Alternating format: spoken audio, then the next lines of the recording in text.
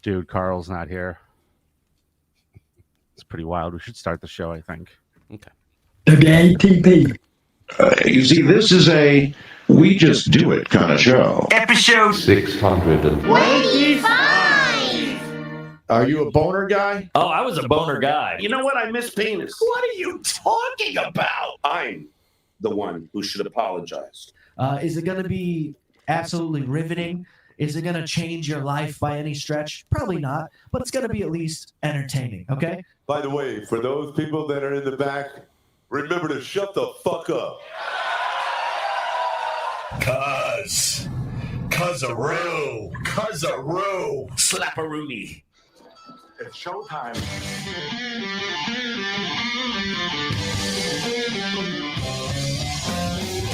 There was much rejoicing.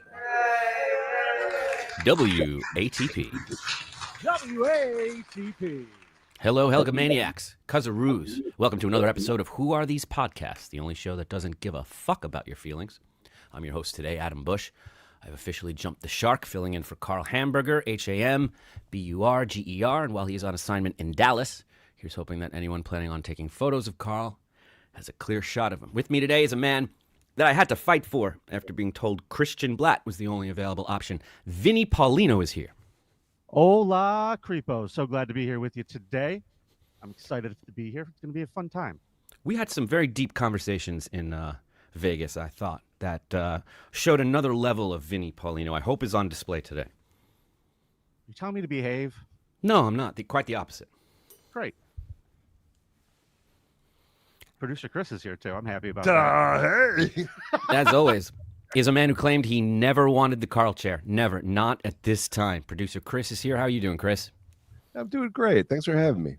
Do you miss him? Do you miss him a lot? Don't really want to get into it right now. Yeah, me neither.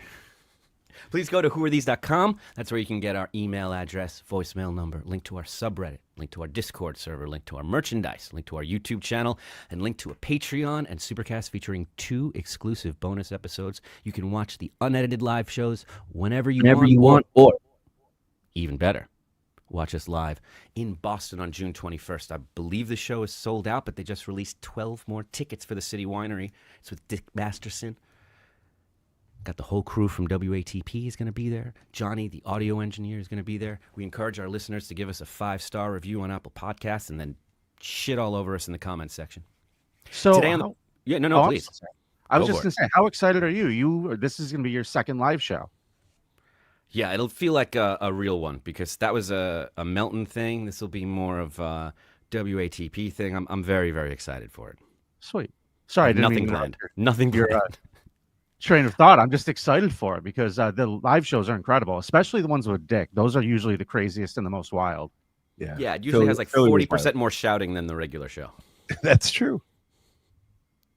We do encourage our listeners to give us a 5-star review on Apple Podcasts. Shit all over us in the comments. Today on the program, you're never going to believe this. Right now, waiting in the wings is a comedian, the infamous, the innate Mr. Tom Myers. He's going to be here live, and we're going to have a conversation with him in just a bit. He's been very patient with us, so please make sure to send in your questions for Tom. I have many. Now, also on the show today, good advice can come from the most unexpected places. Pat Dixon and his pseudo-media apology tour tries to get back in the good graces of the Dabbleverse audience as a whole by talking sense to Rob Saul. Okay, fuck this heck gonna work. Yeah. Well, as you can imagine, Rob is very open-minded about it, and he's open to change and willing to hear new thoughts. Wait, are there 2 Pat Dixons? No, it's that guy. Huh. That's the guy. Okay. Unless there's like a relative of Nixon, I don't know. Not Nixon's wife. We're talking about the New York crime guy from that podcast, right? Yeah, okay, that's the one. Good. Opie continues his Holden Caulfield-like descent from depression into madness on the streets of Central Park. He hates this city, so he's decided to make New York his entire show. But before we get into that, we do have a very serious announcement. It is with a heavy heart that we share that we have lost one of our own. Lisa Boswell has passed away. She was 68 years old. Helga Mann announced this yesterday and has reportedly changed her Facebook status to feeling sad. Oh, I would love to discuss Helga Mann's Facebook status, Adam. Please, In tell fact, me all about it. Let's start here. This is how I was able to confirm that Helga was going to, or that this actually happened yesterday afternoon when someone tweeted it at me. I went directly to Facebook. And if you notice, Helga started off with Lisa spelled wrong, 2 A's. Boswell passed away at about 7 this morning from complications from a UTI. She was almost 69. I will miss that cantankerous, stubborn woman. We worked together on that reality show from 2018 to last December. We did 2 specials on John Hikes Presents on YouTube. We were going to do a show today if she felt up for it. Sure you were. Fucking UTIs, man. Wash them, ladies. Please. So the only advice I have to say. But here's what upset me, guys, and I'm sorry to be this person. Mm-hmm. 1 hour later, she's posting memes about Trump. Listen, we Not all even an grieve hour. our own way. 55 minutes after announcing the death of her longtime roommate and co-host. It's back to bashing Trump. Today, not a mention, more memes, nothing. I am absolutely floored and disappointed. Who are we to judge Give it how up for her somebody work ethic, processes though, this? you know? Yeah, that is true. Tell me about Lisa's drumming. So what she told me when I had the chance to talk to her, because I was a guest on that reality show, the episode's been scrubbed from the internet. They, God forbid, they have backups of what they did before that channel got blown up. Right. She told me that she was a very good drummer and she was a studio drummer for Columbia Records. And she eventually ended up on the touring band for Eddie Money. So she quit the band or got fired when they were going to go to Europe because she liked weed too much and was too worried to be traveling with it in Europe. So he quit the band. That's the story I got. Yeah, you don't hear about a lot of musicians that like weed and figure out how to make it a part of their life. Well, I'll tell you what the point she pointed out to me was that Eddie Money used to be a cop. Really? Yeah, he was Eddie Mahoney was his name, and he was a police officer. Swear to God, I looked it up after. Yeah, he used to be a police officer, and he was really anti-weed, and so she had to like act right, and she didn't feel comfortable traveling across the world with the guy who's going to be such a stickler. I don't know. I'm sure that wasn't like the pilot sitcom that he was pitching when the music stopped working. Yeah. Me and this corpse are going to Europe. Money Patrol. We're calling it 2 Tickets to Paradise. Me and Well, she had on her bio that she was a member of the Wrecking Crew. yeah, Which I don't know is- if that's true. That can't be true. There's a documentary Sure on, it's not. and then Listen, her bio's completely insane. yeah, The stuff that they have posted about her is that she won a gold record for Take Me Home Tonight with Eddie Money. She was in the touring band. And then it says she has a BA in journalism from the University of North Carolina. I don't buy that either. I think you're right. And also, Helga's, yeah, no, what'd she say? no, I'm not even done. Media personality in the Southeast, it says. Don't know what that means. First shock jock. Oh, No fact checking. Recovering lifer in prison. That part is true, and I can confirm that. I found all about what Lisa Boswell did to get her prison sentence. But I really don't want to start off with that. Is it all right if we just kind of remember Lisa today, guys? Is that cool? I would like that. I would like that too, because there's so many things about her that made her wonderful. And hold on a second, I lost my screen. I'm the worst. What I want to know is if Helga Mann really played 12-string guitar with the Grateful Dead? No, I didn't think so. Who didn't? Well, that's of course easily not. fact checkable. We can find that out. We're going to. Hold on. So this is the first time I ever laid eyes on Lisa and Helga when we covered them on WATP. This was my assignment, Adam. This is from the very first episode I watched. And folks, from that moment, I could not look away at what was happening. Well, it's Monday and it's fucking tax day. Oh, yeah. It's the deadline for us to file our taxes. And guess what?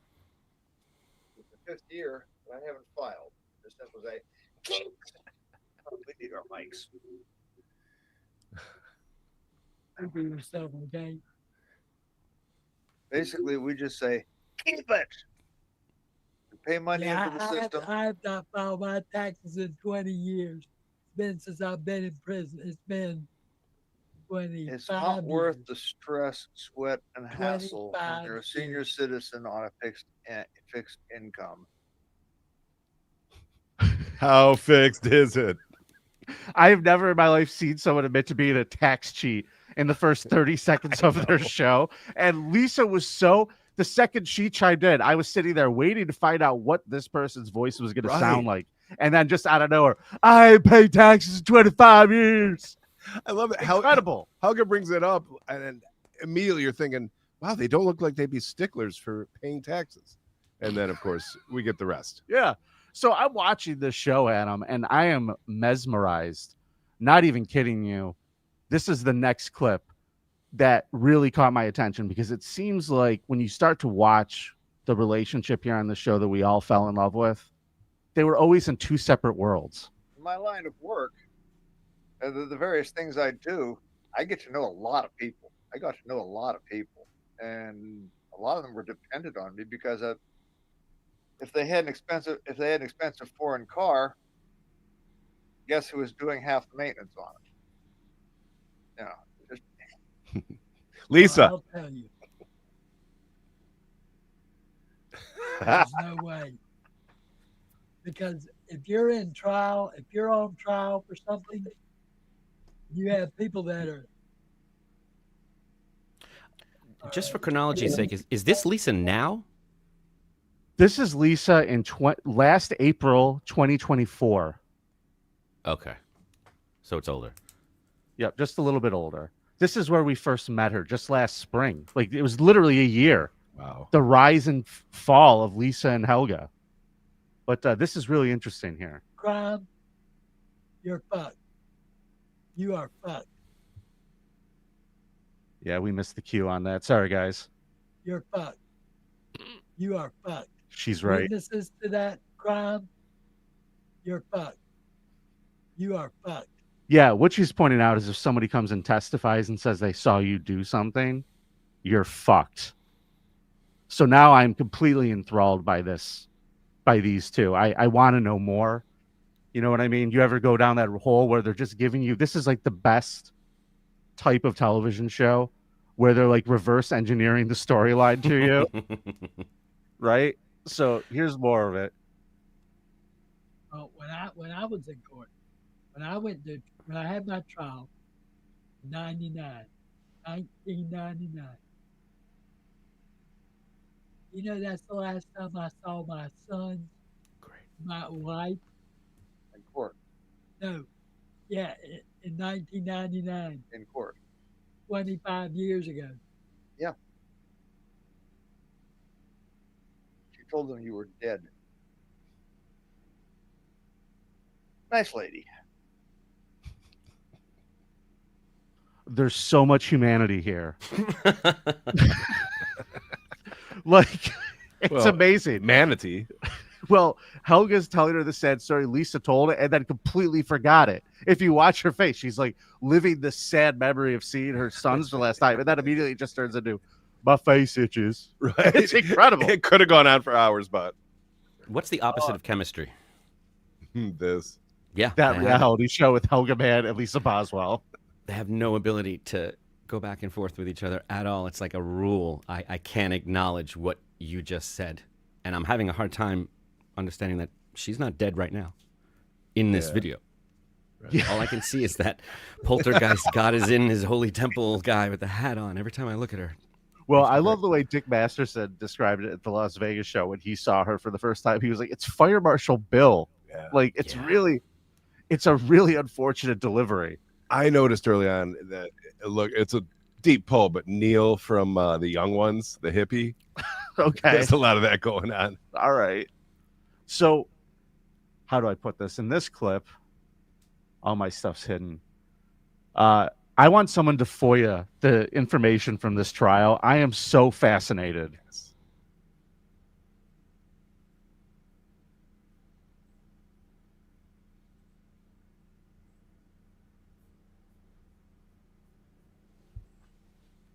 You shouldn't have gone on the stand in your own defense. They tore you to pieces.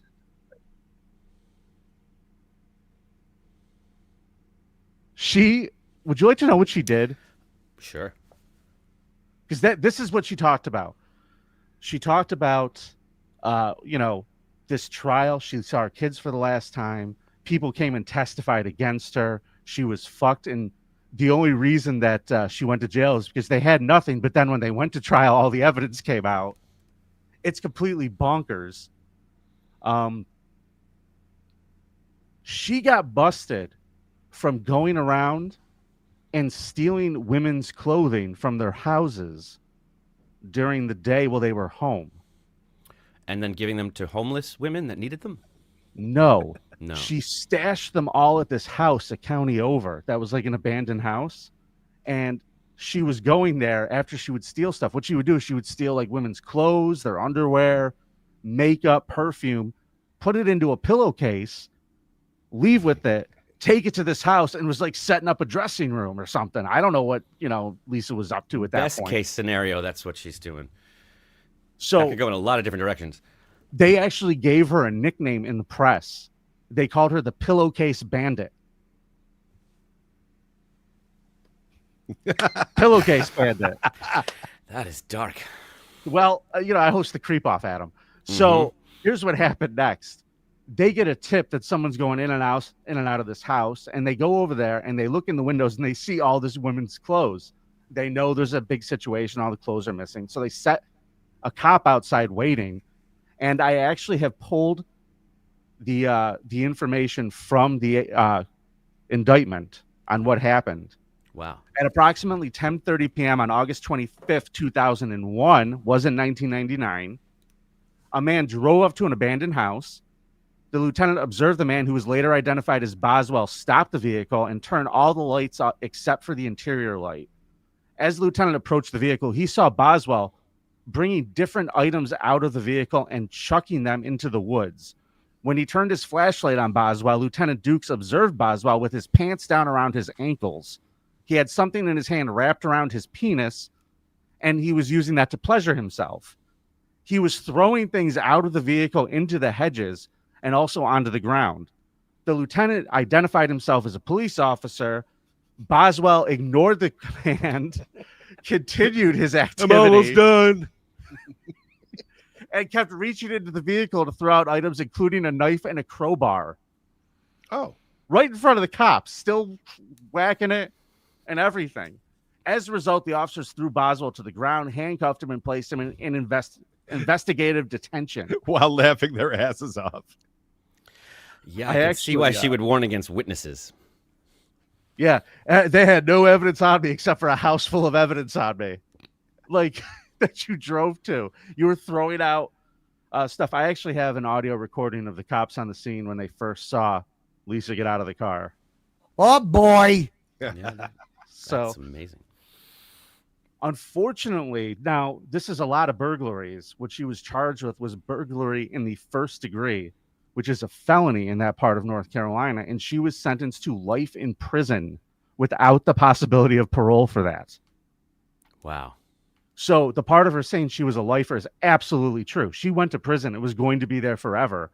But while she was in prison, she started transitioning. I guess people started paying attention, and a lawyer got involved. And they discovered that the cops that arrested her were from a different county and didn't have a proper warrant to arrest her at all. So the verdict was rescinded, and she was remanded to her own custody, and she was free. That's incredible, because she definitely did it. Yes. Proudly. Caught red-handed, actually, I believe is the term. So let's go back to a little bit more of the Lisa that we love, if that's all right. I don't want to hark on those things. They're a lot of fun. They did a lot of good-natured ribbing with each other, and that's one of the things I like about them. Not afraid to give each other shit. I'm Helga Mann. I'm Lisa Boswell. Welcome to Trainwreck TV, on with the show. God help you. By the way, we've been having complaints about all the prison talk. Oh, wait. I apologize. This is her. This is Lisa taking criticism well. And we let the prison talk go for a while. The only prison talk we need to talk about is for, hopefully, Mr. Donald Trump. Who you complain? A couple people. The comments. Really? You haven't been following the comments. Excuse me, I didn't mean to go there, but that was part of my life. I know. Part of your reality. Shut up. Shut up. Shut up. Yeah. That is the Lisa we love. Yeah. Yeah. The violent one. Today, all I did, Carl sent me a link to this old page that had all sorts of old episodes, and I'm going to be watching them forever because I really did love watching these two interact with each other. It is so fascinating. Some people could watch Aaron Imholt. I don't give a fuck. I could watch this for hours. Now, go ahead. I'm sorry. No, it's worth noting that Helga waited until the next show to tell her about this while they were on camera, because I think this was the safest place to do it. And that hit that she got was like, again, best case scenario for how that would go down. She didn't mention that at all up until they were recording again, because she doesn't like to hear it. Would you like to hear what they got into that episode that people were complaining about? Yes, I would. I was told by the warden at McCormick Correctional Institute that you are one of the 10 worst convicts in prison. Me? Why would they say that? That's because I pulled Freddie's eyes out. Oh, yeah. No, that'll do it. Well, he pissed me off. He shot me in the shoulder with a nail gun. A nail gun. And you've never felt anything like a nail gun when it goes into your shoulder because it burns. It hurts. Yeah. Helga's underwhelmed. And I had to go in here. I think it was Jefferson Radiology. I had to get an x-ray to see if it was still any of the particles were still there. And they said no. They said that's right. You had to have an MRI. It might have dissolved. Yeah, he had an MRI. Yeah, you have to make But they saw it and they said, God, what happened there? I said, I got shot in the shoulder with a nail gun. It's the sunny. It's the sunny optimism for me from her. Like she's going through this intense story. Yeah. That's like, and I said they shot me in the shoulder with the nail gun. Right. Can you believe it? The same tone as I like pizza. Yes. Yes. Everybody in the chat, Lisa passed away yesterday. And who knew she spelled her name with 2 S's or 2 A's. Here's another fun one. This is where Lisa would just ground Helga because Helga's fucking creepy and says creepy shit. Watch Lisa deal with her. It's great. You know something? I am very not going to repost that. No, we're not going to post on social media because we don't want to give that man any more air than we absolutely have to. In fact, what I'd like to do is take a plastic bag, put it on a pillow, sneak up to him when he's sleeping, put it across his face until he stops thrashing. Could just say smother, but yeah. I think that's illegal. Well played, Lisa. Law-abiding Lisa. I would like to sneak into someone's room and smother them in their sleep until they stop thrashing. I think that's illegal. She's perfect. She's absolutely perfect. I like this next clip because it looks like they just came back from sleepaway camp. Whoa. I labeled this. This is the clip today that somebody walked into my office and said, "What the fuck are you watching?" Because I was laughing so hard. This is it for me. Good-natured ribbon. How come it takes you a half hour to say anything, Helga? Anything at all takes a half hour. I'm a long-form comic. You're very long Look form. at Garrison Keillor, Lewis Black, those kinds of guys. Yeah, especially Lewis Black and Garrison Keillor because they're nothing like you. Wait for it. When I'm They're funny. Mic drop. Bam. Awesome. Lisa. Oh, man. We're going to miss you. She's so wonderful, everybody. They just are so interesting to me. Check this one out. She just has this toxic attitude about her. That He's talking about his ex-wife. And she's afraid of change. And she couldn't move out of the neighborhood. We had to buy a That's house the in reason this she neighborhood. hadn't changed her underwear in 10 years. Gross. Actually, 4 years. I used to wash it, so I know she changes it every day. Ooh, you washed it? But now she hasn't worn actual underwear now for about Diapers. I'm sorry, diapers. yeah, she hasn't worn actual underwear for about 10 years. It's just doxed his ex. She leaks. I love it. I love it. It's that reality show with Helga's reality.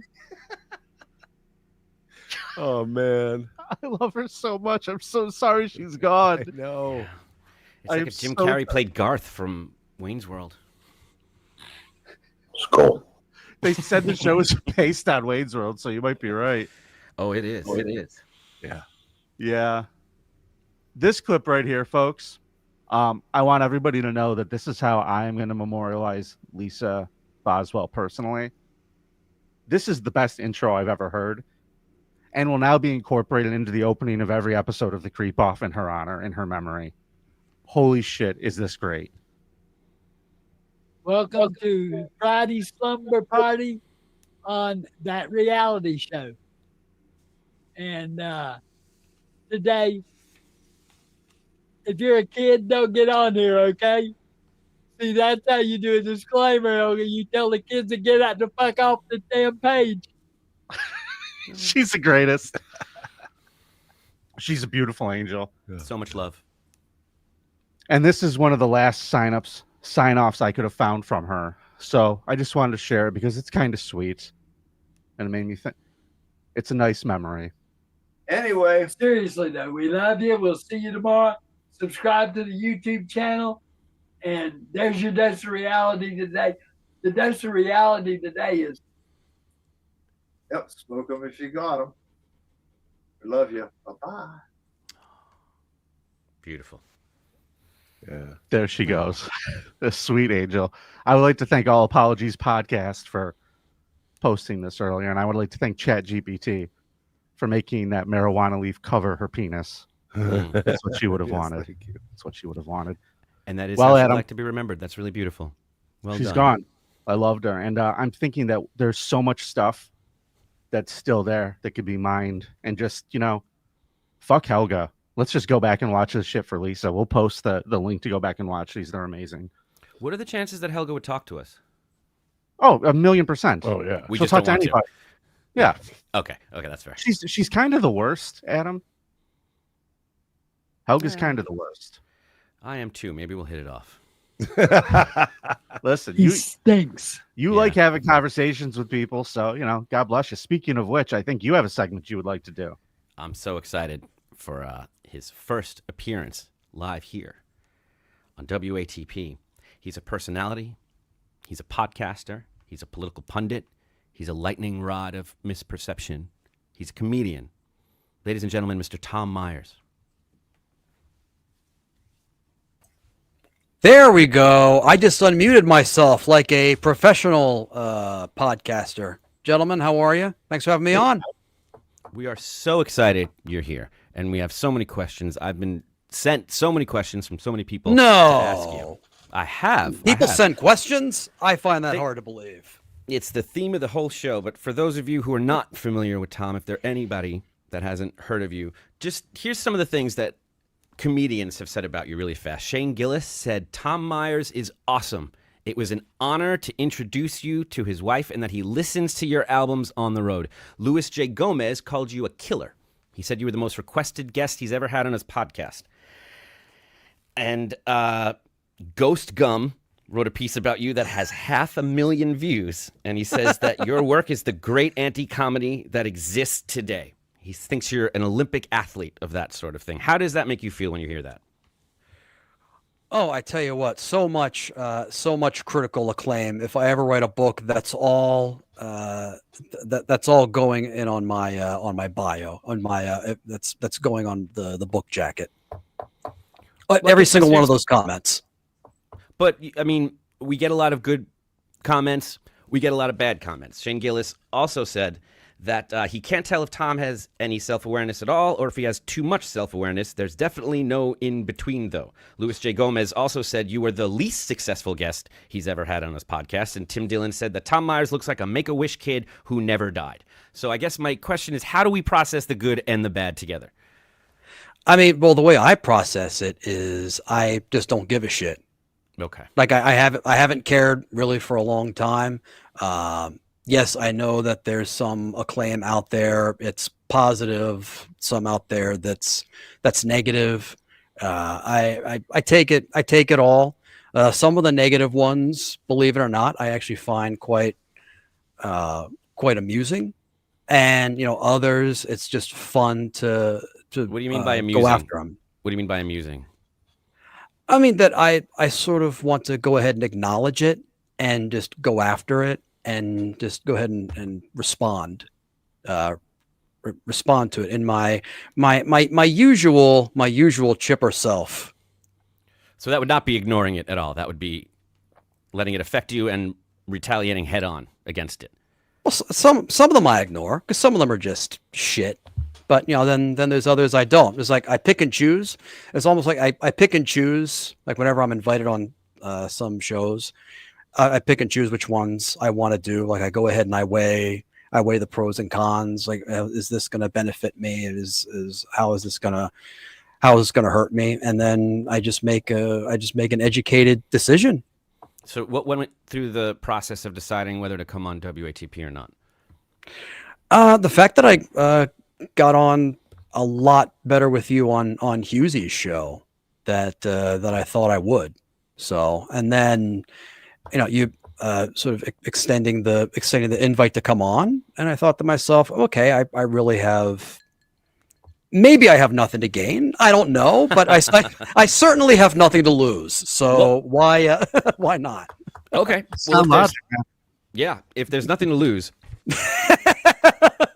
Blind Mike said in an interview you did with him that you're not the easiest person to work with. What are some examples of that? How would that manifest itself? I honestly don't know. I mean, I admit that I do have some qualities that are that do turn off a lot of people. I can be very. Me too, buddy. Welcome to that's you and me. I can be very stubborn. I can be set in my ways. Like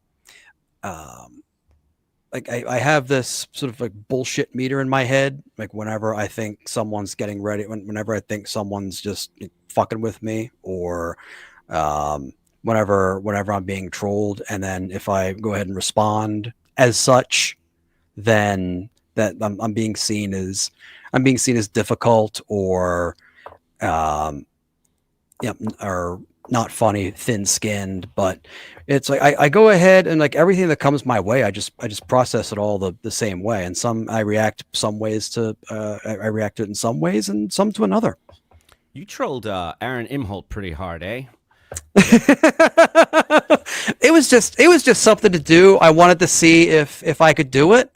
And I was actually kind of proud of the results because he ended up going off on me on his stream a few times. And the fact that he not only got upset that he knew I existed, but the fact that he ended up not getting any super chats or Venmos or donations while he was talking about me, and then he got angry and upset about that. Like that was, to me, that was like mission accomplished. And then in typical Aaron fashion, what he did was he went ahead and said, "Oh, it's another win for the toe. Oh, I handed Tom Myers an L." Meanwhile, when he tried to snipe me back after I was sniping him, he turned off my volume and then just immediately cut away. He said, "Oh, Tom really didn't have anything to say," and I'm like, "I listened to the tape back, you fucking idiot. You didn't you didn't let me speak." So, are you comfortable being that kind of target practice for other people? Are you comfortable letting people just use you as some kind of target to practice bullying on and seeing if they can break you and get you to shut down your stream and stop giving you money and then turn around and go, "Yeah, I did something today"? Well, I mean, the difference between me and like a lot of these other streamers is like I do have like other sources of income. It's like I don't necessarily need to stream or something. In fact, I actually came to the conclusion recently. I did some live streaming for a couple months just to see if I enjoyed it.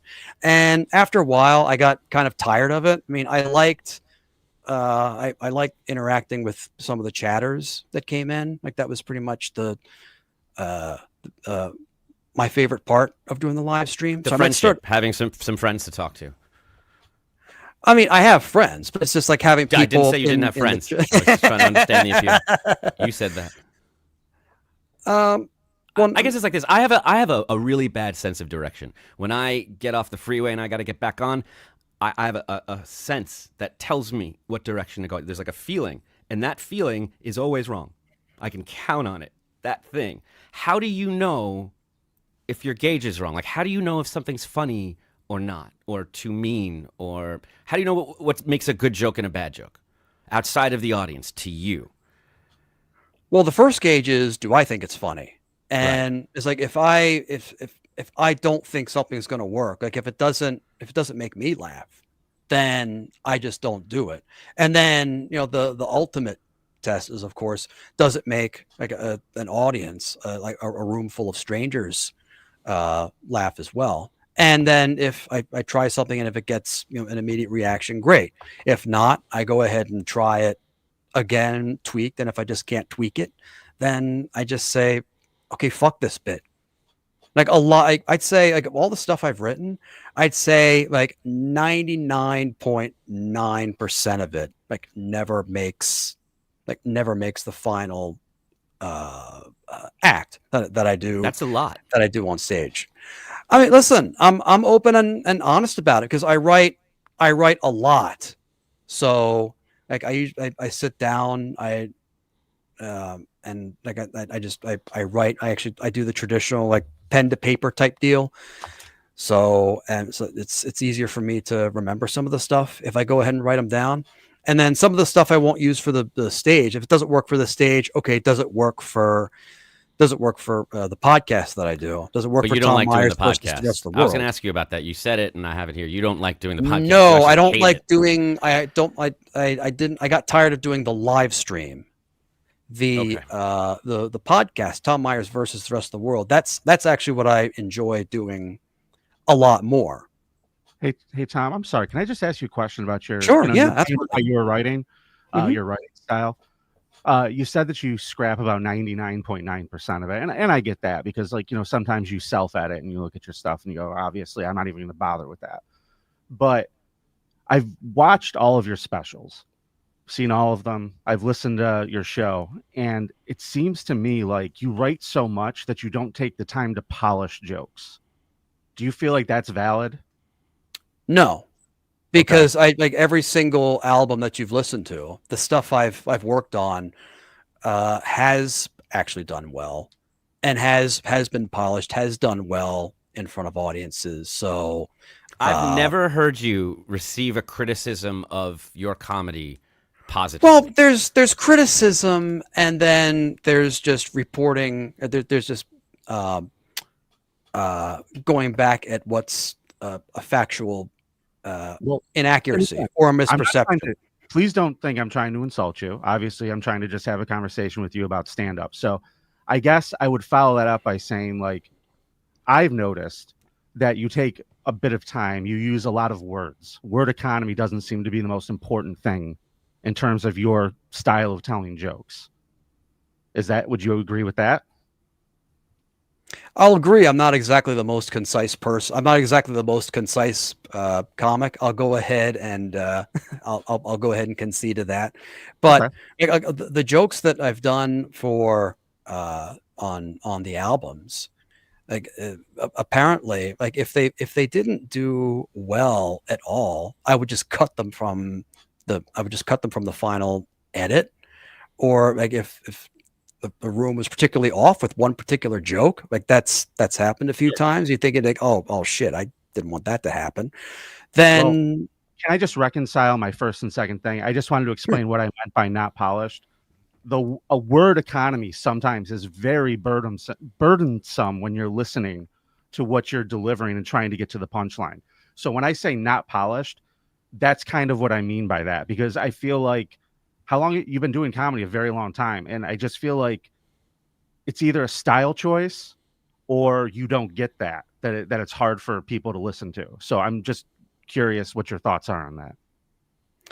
Well, and often with some of the longer bits that I do, like there's often jokes, sort of there's jokes within the bit. There's other little jokes peppered in before I get to like the big final one. So I mean, there's that as well. Right. That's how all stand up is. You know, you set it up, punch, set it up, punch. Get your jabs in. I guess have people said this to you before? I mean, yeah, I've definitely taken advice from some more seasoned comedians, especially when I first started. And it's like, it's always a work in progress. Like I've never done the exact same set 2 times in a row. Like I've every single joke I've done, like they all sound. It sounds just like a joke. It's always joke adjacent. It has the feeling of one. If a crowd is drunk enough, it'll land and it'll give us that that satisfying punchline thing. You do have a rhythm. You definitely have a rhythm to the way you set stuff up. Mm-hmm. I'll give you that 100%.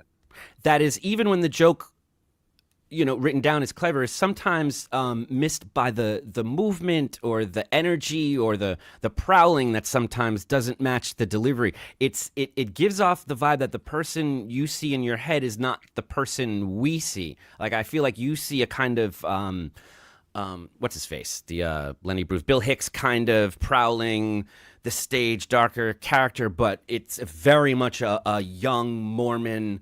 Have you heard the good word? Look, right?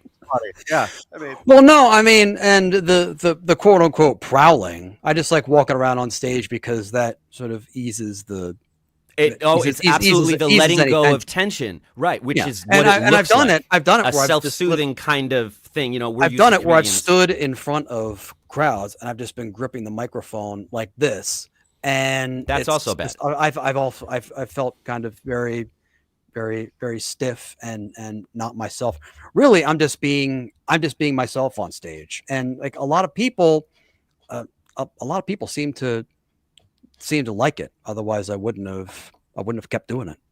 Because when I heard that you were raised by older parents or by grandparents, I don't know what you said. Something like your father was raised by your grandfather. I remember thinking, well, that checks out for most people. I don't know how unique that is. What was he was raised by his grandfather, because his mom died when he was very young. So that's how he was raised by his grandfather.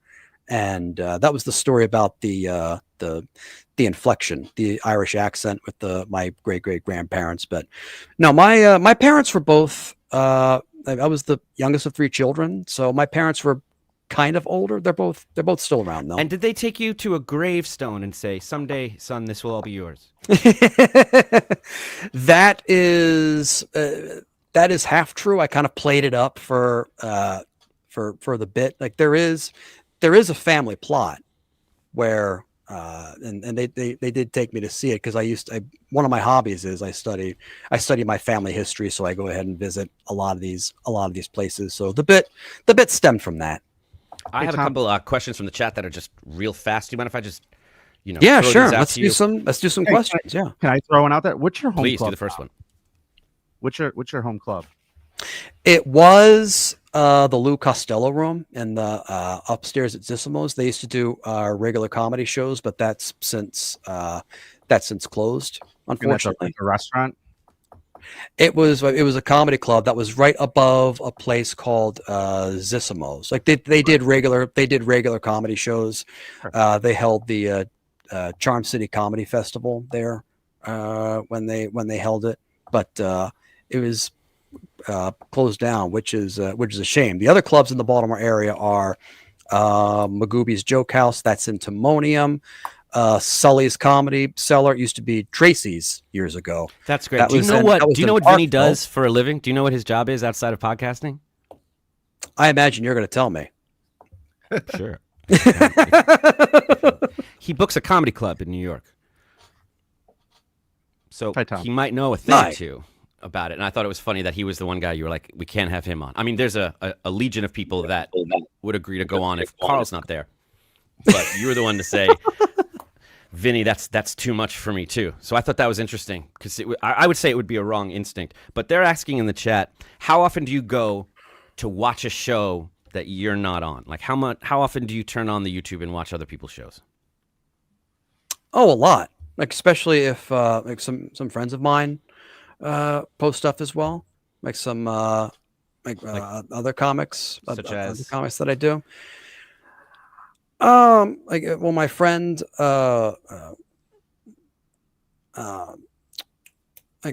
whenever Chad Zumach, he'll go ahead and post stuff on his Instagram. I know that's a thing, but it's like I love. No, it's not a thing. It's that you couldn't think of it. That's so funny.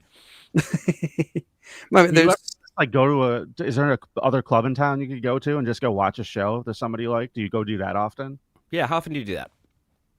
I don't really do that as often as I used to, just because like the podcast keeps me busy, and like I have my my gig. I do public address announcing for youth baseball tournaments, so like that I don't really do like the stand up as much anymore. So you miss it? I mean, I like to get back into it again. Like I said, I'm still writing. I still like go out every now and then. I hit local workout rooms, and yeah, I'm definitely looking to try and get back into it. Cool. Here's one from I hope I get this name right.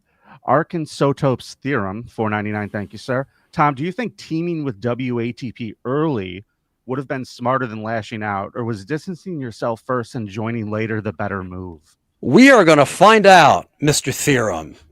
We are going to find out the answer to that question.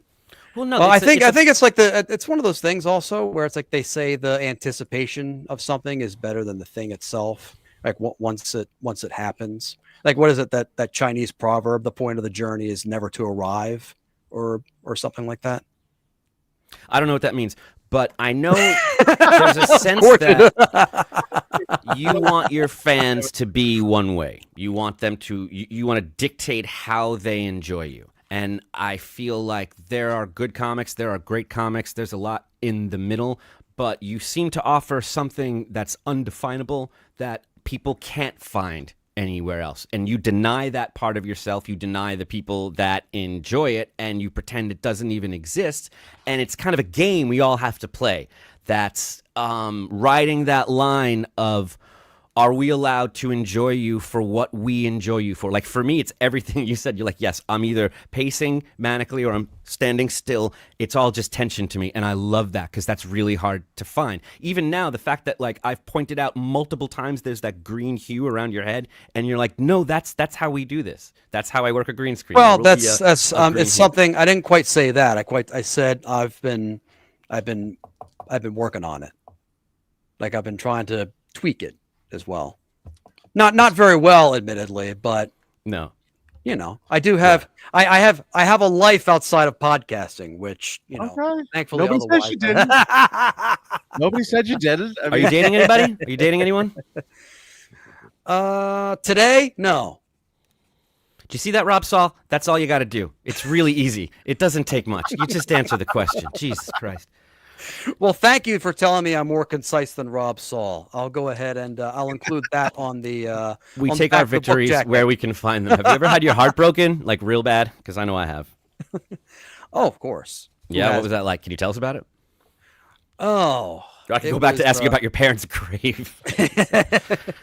It was. Well, I'm having my heart broken right now because my Baltimore Orioles just suck so bad, and then the Ravens got knocked out of the playoffs. Carl's not here. We don't want to do Bills, and damn it!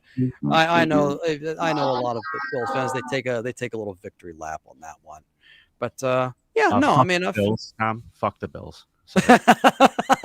Vinnie. Thank you, Vinnie. So when the someone, Ravens too, Tom. when someone like Tim Dillon says that you have either no self-awareness or too much self-awareness, what does that mean to you? I mean, to me, I think it means that like I don't know what like I don't know people's perceptions of me, or I'm sort of aware too much that I care too much. Maybe I do care too much, but I think you so. know. Because that when you have that going on inside, but you want to project I don't care, it's not a winning combination, and we all see through that. And some people actually enjoy that, but it's interesting to see the suppression of it, because it's very hard to act like we don't care when we really do. It's almost impossible. Humans can tell. It's a weird thing to me, Tom, and I guess I don't understand it because I'm listening to you explain how you don't care. But then when people say these things, and then you respond immediately with, some of them, I do respond to, and you seem to take an enjoyment in that, you claim. I have to wonder, like, when you hear a criticism about your act and stuff like that, you kind of say you wear those things as a badge of honor. And I'm sorry, I feel like I'm rambling, and I'm just trying to get this out the right way. You're like kind of proud of the way people come at you. To me, I would be like, I got to get better. I just don't understand that mentality. Can you explain it to me? I mean, I think it was just the idea of like growing up in the Maryland public school system, and just the idea of using jokes to go ahead and just deflecting bullies and upperclassmen, and just not really giving a shit about the consequences. Like if things I just went can't see horribly that awry. kind of clever wordplay disarming a bully in the bathroom in Baltimore in high school. I just can't see that kind of. I would be giving a quip of the boys like, we got to get back to class, Tom. Well, they get back to class, and therefore they leave me alone and don't beat the shit out of me. Don't you see how this works, Vinny? I have a plan. I think these things out ahead of time. That's not what I'm asking you, though. I'm not asking you like why you got into comedy. I'm asking you like why that criticism doesn't inspire you to get up and be the best comic that you could possibly be. Because, like, listen, man, I listened to those albums, and I know that you're proud of them, but I listen to albums all day long. People send me stuff. I listen to this all day long, and it was very unremarkable. And like, you're sitting here telling me that it was great, and I respect that because you're proud of what you did. And I think anybody, if they put something out there, they should stand behind it. But the response to the criticism is it's everybody else's fault for not getting it. And I'm saying, what in you stops you from processing that and saying, hey, I got to change this up. I got to start cutting words. I got to start hitting my punchlines harder and faster. What's stopping you from that? There's nothing stopping me from doing that, because I actually do that, contrary to what you read on Reddit or what you hear or what you read in the comment section, because I always do strive to be better. Am I the greatest comedian in the world? No. Am I ever going to be that? Am I ever going to be that? No. I've come to accept that. But I've always, like I said, I always strive. I always work on the bits. I always work on the jokes. I always polish them, and I try and go out and work on them frequently whenever I can. I guess so it's the process I have might be like very different from everyone else, but on the base level, it's the same. What I'm saying is you seem to like revel in the bad reviews and stuff like that, and you're very proud of it. And I'm just saying, how do you not take that as motivation instead of just standing there going, I literally just answered that question by saying, yes, I do strive to be better. Yeah, because I'll take issue with one of Vinny's points, is that in terms of the comedy, it can be enjoyed on a lot of different levels. People go see this Tim Heidecker character. He's a stand-up comic, right? Yep. It's genius. It's because it's very hard to pull off intentionally, and it can fill rooms, and they don't have to explain it to anyone, and they know a lot of people looking at it might not guess what Tim Heidecker is doing, and that it is a kind of anti-comedy thing, and it's funny in that way. And I feel like it's a a more punk, modern, younger aesthetic that the second anyone tries to even mention it around you, it gets a very, very negative reaction. And I'm always of the like that if somebody wants to hear me sing, I really don't care what they enjoy about it. Who the fuck am I to dictate how they enjoy it? So I've always found that process really interesting. Can you tell us about that? I mean, listen, if anybody wants to, enjoy me, if anybody wants to go ahead and give me the clicks or the listens or anything like that, I'll go ahead and do it. I'll go ahead and take it. I mean, so then why wouldn't you embrace this stuff a decade ago? A click is a click is a click is a click. A listen is a listen. But that's what they were saying a decade ago with Cumtown and all these places. That's what they were saying. $1 is a dollar. Right, that's what they were saying. It's been this long 10-year kind of. But with Cumtown, I've known two of the hosts for a very long time, and they just don't seem. And having met them in person a long time ago, and listening to them as of late, it doesn't seem to be coming from a very genuine place. If that makes any sense. No, that'd be what I was saying. There doesn't seem to be. Like, you don't get to decide what's genuine and what's not. It just kind of comes from how. Well, I mean, but you're saying like I shouldn't criticize how some people perceive me. Okay, how they enjoy it. I should be able, okay, how they enjoy it, and then I should be able to go ahead. I should be able to go ahead and just process how I should be able to go ahead and process that myself. I should be able to go ahead and perceive people's criticisms. I should also consider the source and go ahead and process that my way as well. Let them enjoy me the way they want to enjoy me, and I'll go ahead and take the commentary as they want to take it. Sure. It's just when we talk about the sometimes things are too wordy or sometimes there's a different energy on stage. When we say, I say, that's actually the things I enjoy about you. Those are the things as an actor I see, and I'm like, fuck, that's really hard to reproduce. I like when two things are going on at once. And with you, I always see the comedian telling the jokes and then this other thing. And I don't quite know what it is, but I'm fascinated by it. And I feel like in all the studying I've done on you, it's been like a war to prove that other side doesn't exist. And it's just this kind of Todd Barry comedian. When the other thing is what I love. It's what other people love. It's why Shane wanted to introduce you to his wife. It's why he listens to your album. It comes down to that thing. What does innate mean? Like, it doesn't make sense, literally. It's maybe a political statement. It's maybe a joke on the fact that it isn't a thing. But that would put you in that anti-comedy category, as opposed to, no, that's a very funny joke that makes sense to everybody. Is that what you're doing? Is it anti-comedy, or is this what you legitimately think is a funny joke that someone should see and laugh out loud at? I mean, well, how would you define anti-comedy? Though, because a lot of those terms just get bandied about and they're thrown around on the internet, and people really don't know.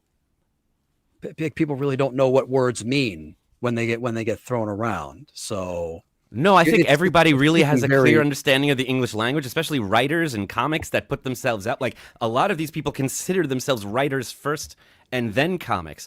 I mean, some poets, Bob, every syllable, it has a meaning, and it would ruin it to add or remove another syllable. So when you say, make America innate again, and people are like, I don't know what that means, and your response is, well, fuck off.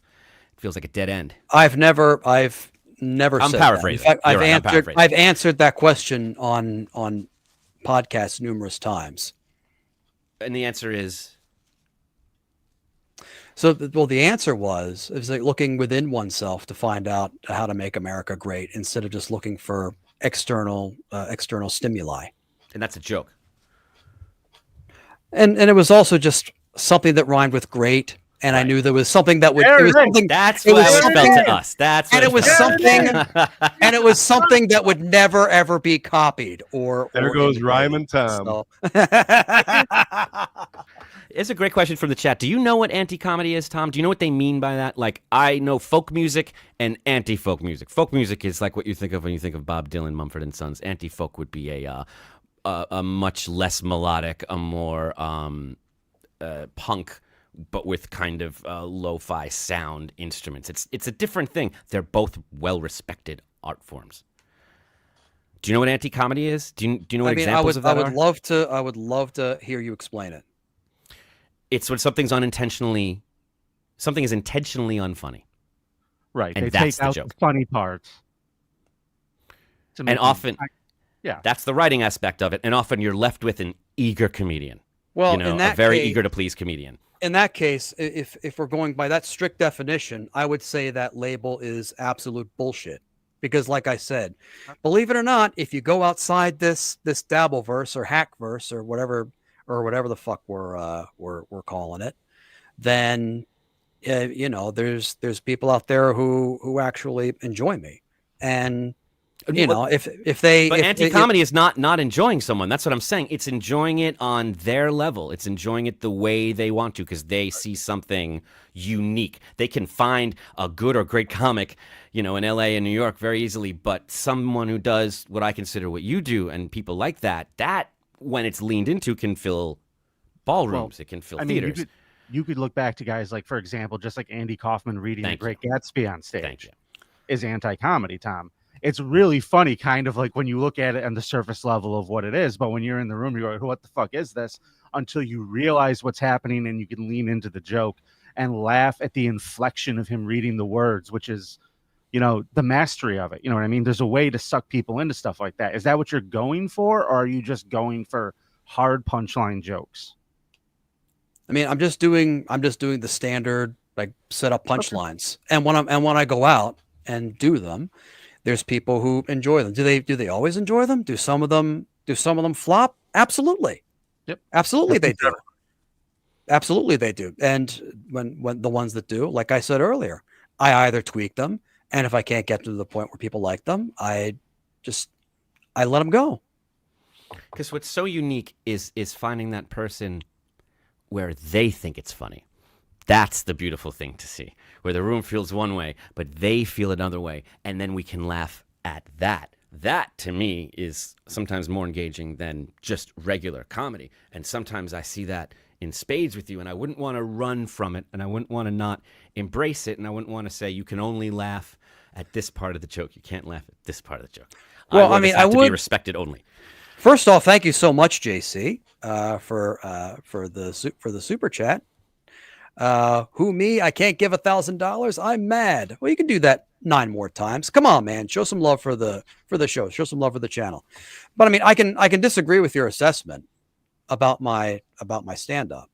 But like I said, if they want to enjoy it, if they want to stream the albums, if they want to go ahead and put money in my pocket, I'll go ahead and take their money.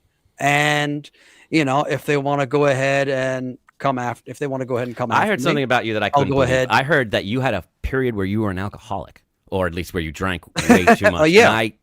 That's wild. How did that happen, and what was that like for you? I just started drinking. I had a family. It's on one side of my family there were Scotch, Irish, Pennsylvania, Dutch coal miners. Another side of my family were, like I said, they were came over here from Ireland. There's a long history. What was it like when you were drinking, Tom? What was it like when you were drinking? I wish I could remember. I wish I could remember what it was like. But no, there were some, really? Was it that bad? Yeah. I mean, that's amazing. There was one particular show I did. It was in upstate New York. It was outdoors, and we did it outdoors because it was in the middle of August in a heat wave, and the venue had no air conditioning. And so, in order to, can we ever talk about your drinking? Are we ever going to get to the part where you're drunk? Well, before that particular show, I polished off a 6-pack of Yingling. Had another beer at dinner, and then everybody just kept buying me shots during the show, and then I ended up doing some more after the show, and I woke up the next morning. Did anything happen at the show? Did anything happen at all? Well, I woke up. If you shut the fuck up for 2 minutes, next let me day. finish. I'll tell you. Go ahead. I mean, you're asking a question. Can I fucking answer questions? Can you? Chiming in. I know. I'm trying to, But the next day I woke up and found that I had to like walk through a landmine. Apparently the previous night I kept getting up and walking around and puking so many times that there were like these I had to walk very carefully to avoid stepping on puddles of puke. So, and I did my best to go ahead and clean it up. And then, at the end when I was checking out, I pulled some of the money that they had given me for the show out of my pocket.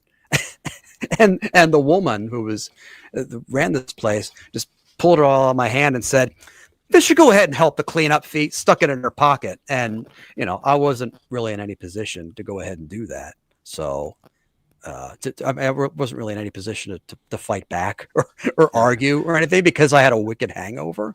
So, but before we get out of here real fast, that was great. Before we get out of here, if there's any more questions from the chat, please let us know. I want to know, how would you respond to people who would say that you didn't really answer the questions directly today, that you answered, you spoke, but you really just kind of avoided the point and jumped around and wouldn't really internalize anything that was happening? You kind of have a couple stories, because I've done a lot of research on you, and you keep falling back to these same stories whenever you're asked about these certain topics, because it seems like you don't want to think about them or talk about them in any kind of actual self-reflection. I mean, if I didn't want to talk about anything, I wouldn't have come on this show. So that's big of you, man. It's actually absolutely, and you get points for that, absolutely. But in terms of direct answers, there seems to be a lot of you hit a wall. And I think I've been very direct. I have to respectfully disagree with your assessment. Okay, that's fair. I was reading from the chat what they said, and a lot of people feel you're not answering the questions. A lot of the people in the chat are, some of them are good. I recognize like some of the names from. See, this is what we're talking about. The ones who say nice things are good, and the ones who say bad things are not good. So how are you? What happened to the hero who's internalizing all of it and fighting back and reading it all and? Well, like I said, I read it all and I process it, and I go ahead and respond the way I feel I should, as direct as I possibly can. You filter out, you consider the source, and then you filter out which criticism you take as valid. Correct. Correct. I talk like if it's someone, I'm not economical in words.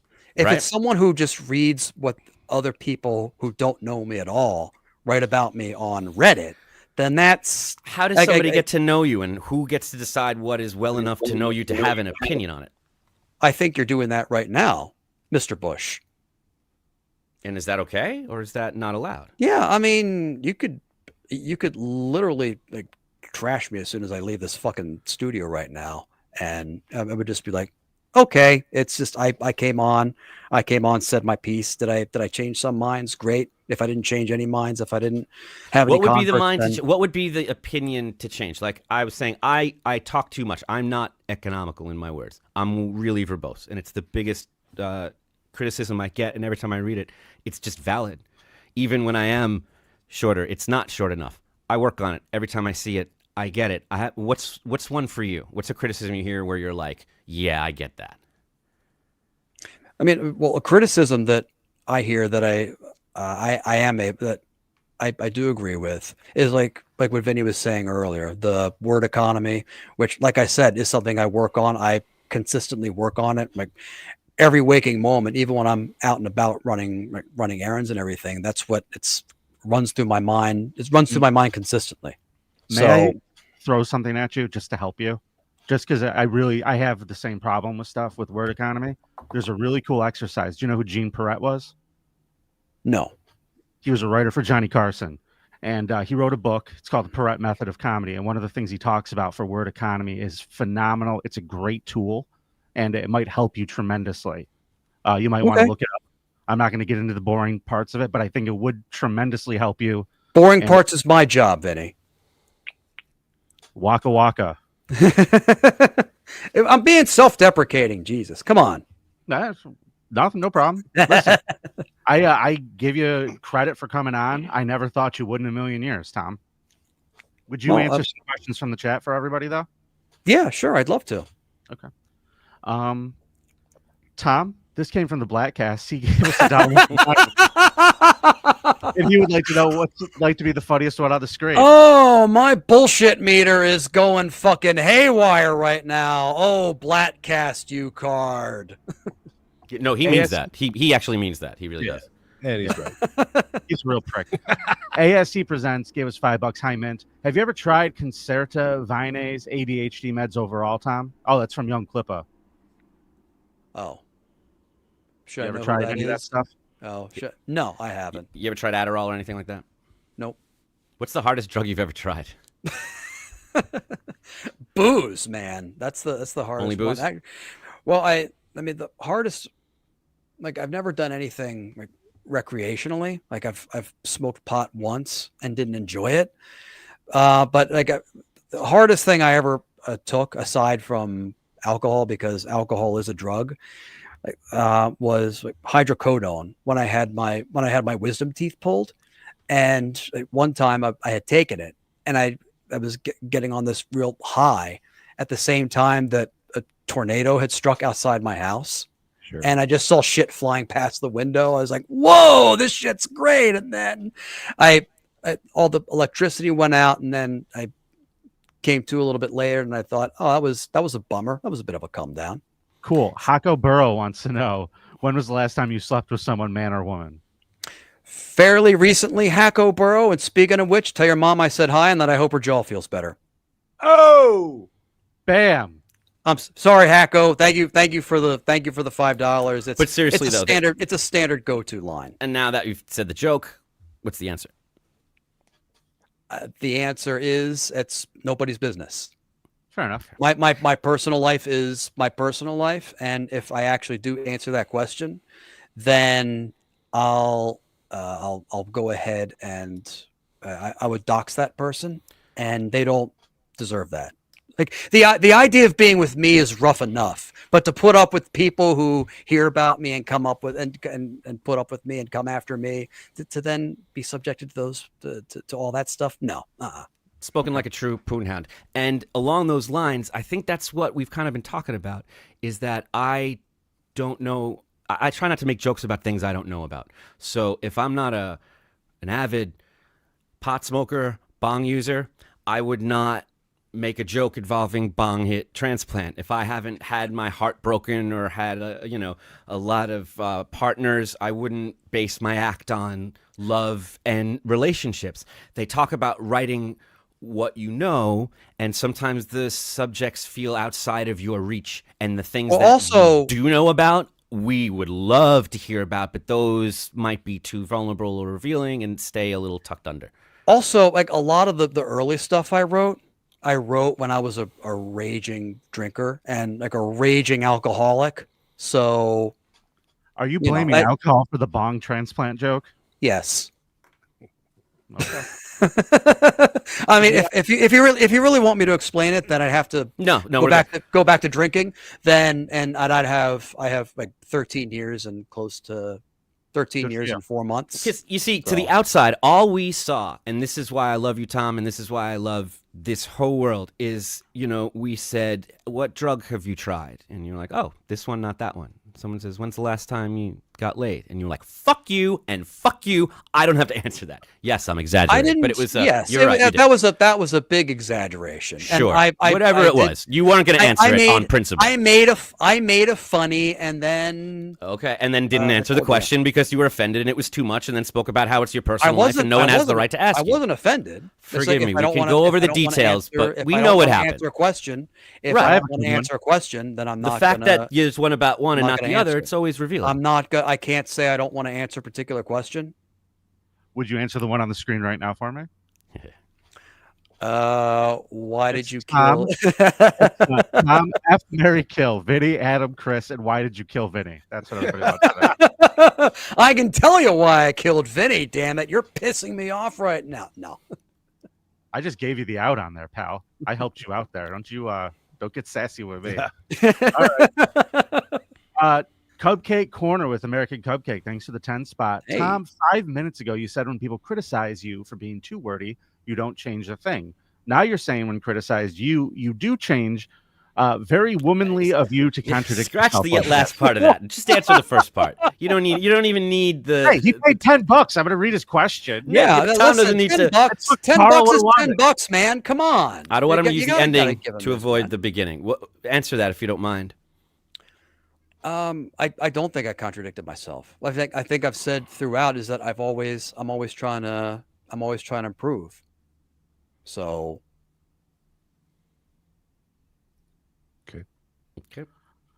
Okay. Did we ask this one already? yes, Okay. we Sorry did, about yeah. that. Okay. good. Better one. Barrister 1401. Thanks for the $2. Tom, what is the quickest you've ever walked a room? I'll tell you the quickest I ever walked one if you tell me the quickest you ever walked one. Oh, I think it was within the first 3 minutes of my set. I just started this again. This is during my drinking days. Sorry for blaming booze again, everybody. But I just Fuck started Yingling. yelling at this. I just started yelling at this one table, and they didn't want to hear any of it. So they ended up walking. So For me, it was never. wuss. What a pussy you are. Jesus Christ. Come on. I've had meetings or auditions or things be such a tremendous bomb that I spent the next like 6 months just not trying to bomb. And it took me a while to realize that these little not bombings I was having were not successes. I was just avoiding this thing I was afraid of. I wasn't actually winning or getting better. And I often see a lot of that in you, that kind of stasis, that kind of, well, it didn't go horrible, so we're just going to stay right here instead of taking some real risks and talking about the things that you can speak on. You always remind me of that character from Punch Drunk Love that Adam Sandler plays.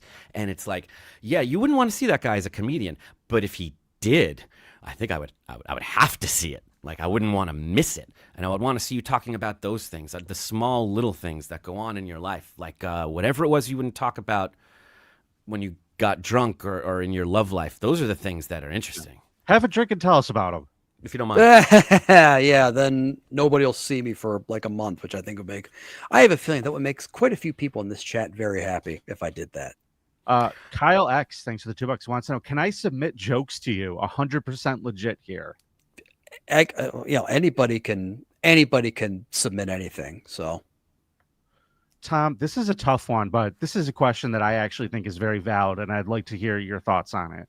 The Greater Good, thanks for the $4.99. Tom, he is stating nobody gets the opinion of you from Reddit. WATP actually reviews your stuff in context, and it's better than selective editing ever could be. Now, I know in the past you've accused Carl of selective editing on your shows when he's critiqued you in the past. How would you respond to this? Well, I can respond to this, and then I do have to get going after this one because I have one more question after that, and no problem. Okay. I mean, I would say like in the context, like when you review episodes of Tom Myers versus the rest of the world, like the context is like it's supposed to be like a current events and social issues podcast. So like it's set up in that particular context. It's not like a live stage show. It's I discuss things that have gone on and I write jokes about them. So like to go ahead and treat it as if it's just a regular stand-up set is kind of I find it anyway to be misleading. I think you're doing it backwards. Yeah. If I may.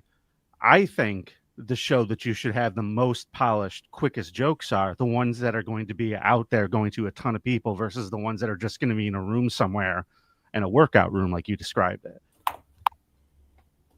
I mean, but like I said, the jokes that I would tell on the podcast aren't the same ones that I'm doing on stage. So okay. That's a completely different. They're two. It's like you're comparing apples and oranges, basically. Yeah, I just find whenever anybody has some criticisms of your work, they're wrong. The delivery's wrong. The word is wrong. And then you say, "I'm open to it," but somehow I don't specifically. I can't. I mean, I disagree with your. I just disagree with your assessment, though. Thank you for demonstrating my point. A direct And with that, we are going to let you go because do you mind telling us where you have to be right now? I think everybody should know. Tom actually does have a very specific heart out that I think our audience would enjoy. It's a meeting that I have where I'm actually something big coming up in the works, and I'm not quite ready to announce it as of yet. So that's going to be watch. So this then, space, after as they you say. booked this with me, and after you told me that We this went- was the we day went you over could this. do, We you went said you over have a this. hard out because you have a thing at 6:30 that you just wanted to have in your back. Which, by the way, good on you. Good to have it out. You don't know what the fuck this is. This was a lion's den. You stepped into it and you stayed the whole gave time. me- You didn't did need to give make me- up a you gave me- pretend meeting with I won't say who, This but is it's a not a hilarious pretend punchline. meeting. Once again, you're This is avoiding not a the pretend real meeting. joke. This Is is this not a pretend punchline of meeting. where you Told said you me- have to go? Because when you I tell told Carl me you had to leave 5:30. WATP to go see. You told me 5:30, and it was my fault for not double checking for which segment and everything. I'll go ahead and take the. I'm sorry, it's not the Tonight Show. You told me it was you told me a particular. I just thought you time. knew how the podcast worked. I said it's at I'm 5:30. just You said I have a hard out at 6:30 because I got to go to meet this other comic that I won't say who or what. I just run my show differently than yours. I tell people it's going to be from this time to this time, and that's the way I run my show. But you I'm do or sorry don't you have a don't- hard out. I'm sorry, I do. Okay. Well, thank you very much for being here with us. We really Can I appreciate sneak it. in Thank you so one much for more? having me on. Please, Tom, Vinny. last question. What did you do with the money What money? that your mom gave you for comedy classes? It felt good. I got to be honest. It felt good. Jesus Christ. I had so many questions about it. Damn it. Why did okay.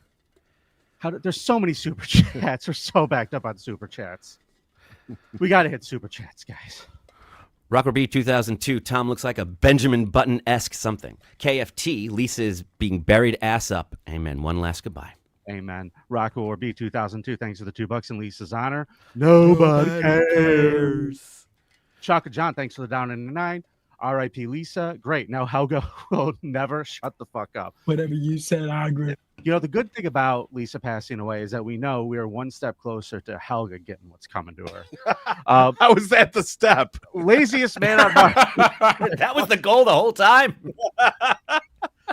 Lisa Boswell died. I guess God needed an angry, violent, insane maniac in the arms of an Yeah, angel. someone's Amen. got to take the angel's panties. Jesus. Hey, man, thanks for the $2. Lisa wasn't in her 90s. Nope. Sorry No, to say. 68. Laziest man on Mars. Thanks for the $2. Are they burying her in a turkey jerky? Laziest man on Mars. Thanks for the other $2. Lisa was a puppet created. Now that's by Jim- economy of words right there, That's folks. his evil brother. Oh shit! Rocco B. In her defense, Lisa did nail the trailer trash skank look. Helga looked like she scalped a Karen for that wig. Hellraiser 69. Thanks for the $2. Now this is a lineup. Amen, brother. Now with 90% less smile talking. 100%. Lisa Boswell is in paradise. R.I.P. Queen. 68. She was just a kid. Michael C. said. Fisker Whisker. Heaven, hide your panties. And Angel is snooping. OG Bubbly Dick, thanks for the $5. I was lucky enough to do a live political roundtable show with Lisa, Helga, Christian Blant, and others.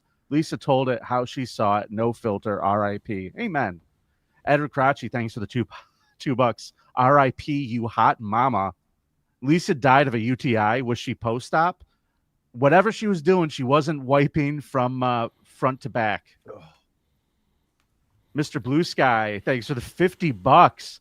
I want Matthew McConaughey to play Lisa in a movie. I do too. Hey, you know what the problem is with 17-year-old girls? A queen for the night. Thanks for the $4.99. R.I.P. Lisa Longlegs. You always made my skin crawl. Amen, brother. In the best way. Avid Brennan, member of 2 months, a touchy tribute, gentlemen. Deadly episode. Jay Dabbler. Holy shit, no Carl. I'm so happy. Vote Vinny. Amen. Cool Cut Casting. Pouring out a 40 for the dead homie Lisa. Rest in power. Joe Black. God bless Lisa. Love you, Moonhead. I love you back, Joe Black. Barrister 1401. There's a 20 here. Thank you, my man. No, there's no God. Why Lisa instead of Tom Myers? Good question. Great question. Lisa can answer a question. The Queen from the Night. Thanks for the $4.99. The Hitman of Havre de Grace. Yeah, there he goes. Barrister 1401. Thanks for the $10. Lisa in her current state is funnier than Tom Myers. Tom looks like a Benjamin Button-esque Kevin Brennan. Mhm, Thanks for the $5. Adam, where did he say he was going? I don't want to. I don't want to. If he said he, I mean, To the other room. It was not a meeting. He said he was making an appearance with another comic that would be a very. Spit it out, Tom. I You don't. on Sumac or something? No, nothing like that. But Nobody cares. yeah, you know, he Nobody just cares. listen. I've dealt with a lot of these, negotiations, jumping onto people's podcasts and stuff, and Tom played fucking hardball about everything, but I got to tell you, I didn't mind it. I don't know why. There was something very charming about it, about him sticking up for himself and just, having no idea who he was talking to or what he was doing. Like, you would treat, going on, he was acting like this was a network television guest spot and not even on a talk show, like one where there was negotiations to be had, where it was just like, we're all just promoting each other. I made it clear, look, if there's $50 here or there, I'm going to give it to you. Like, whatever cash is busking around, of course I'm going to share it with you. But outside of that, I don't know what How I much can. of Carl's money did you give him? Oh, all of it. Adam, how much? We're not having Christmas this year, but we're going to be together. And that's all that matters. For that? No. Are you fucking with me? No, everyone deserves, I believe personally, everyone deserves a little something, but that's not what he was talking about. He was talking about something very, very different.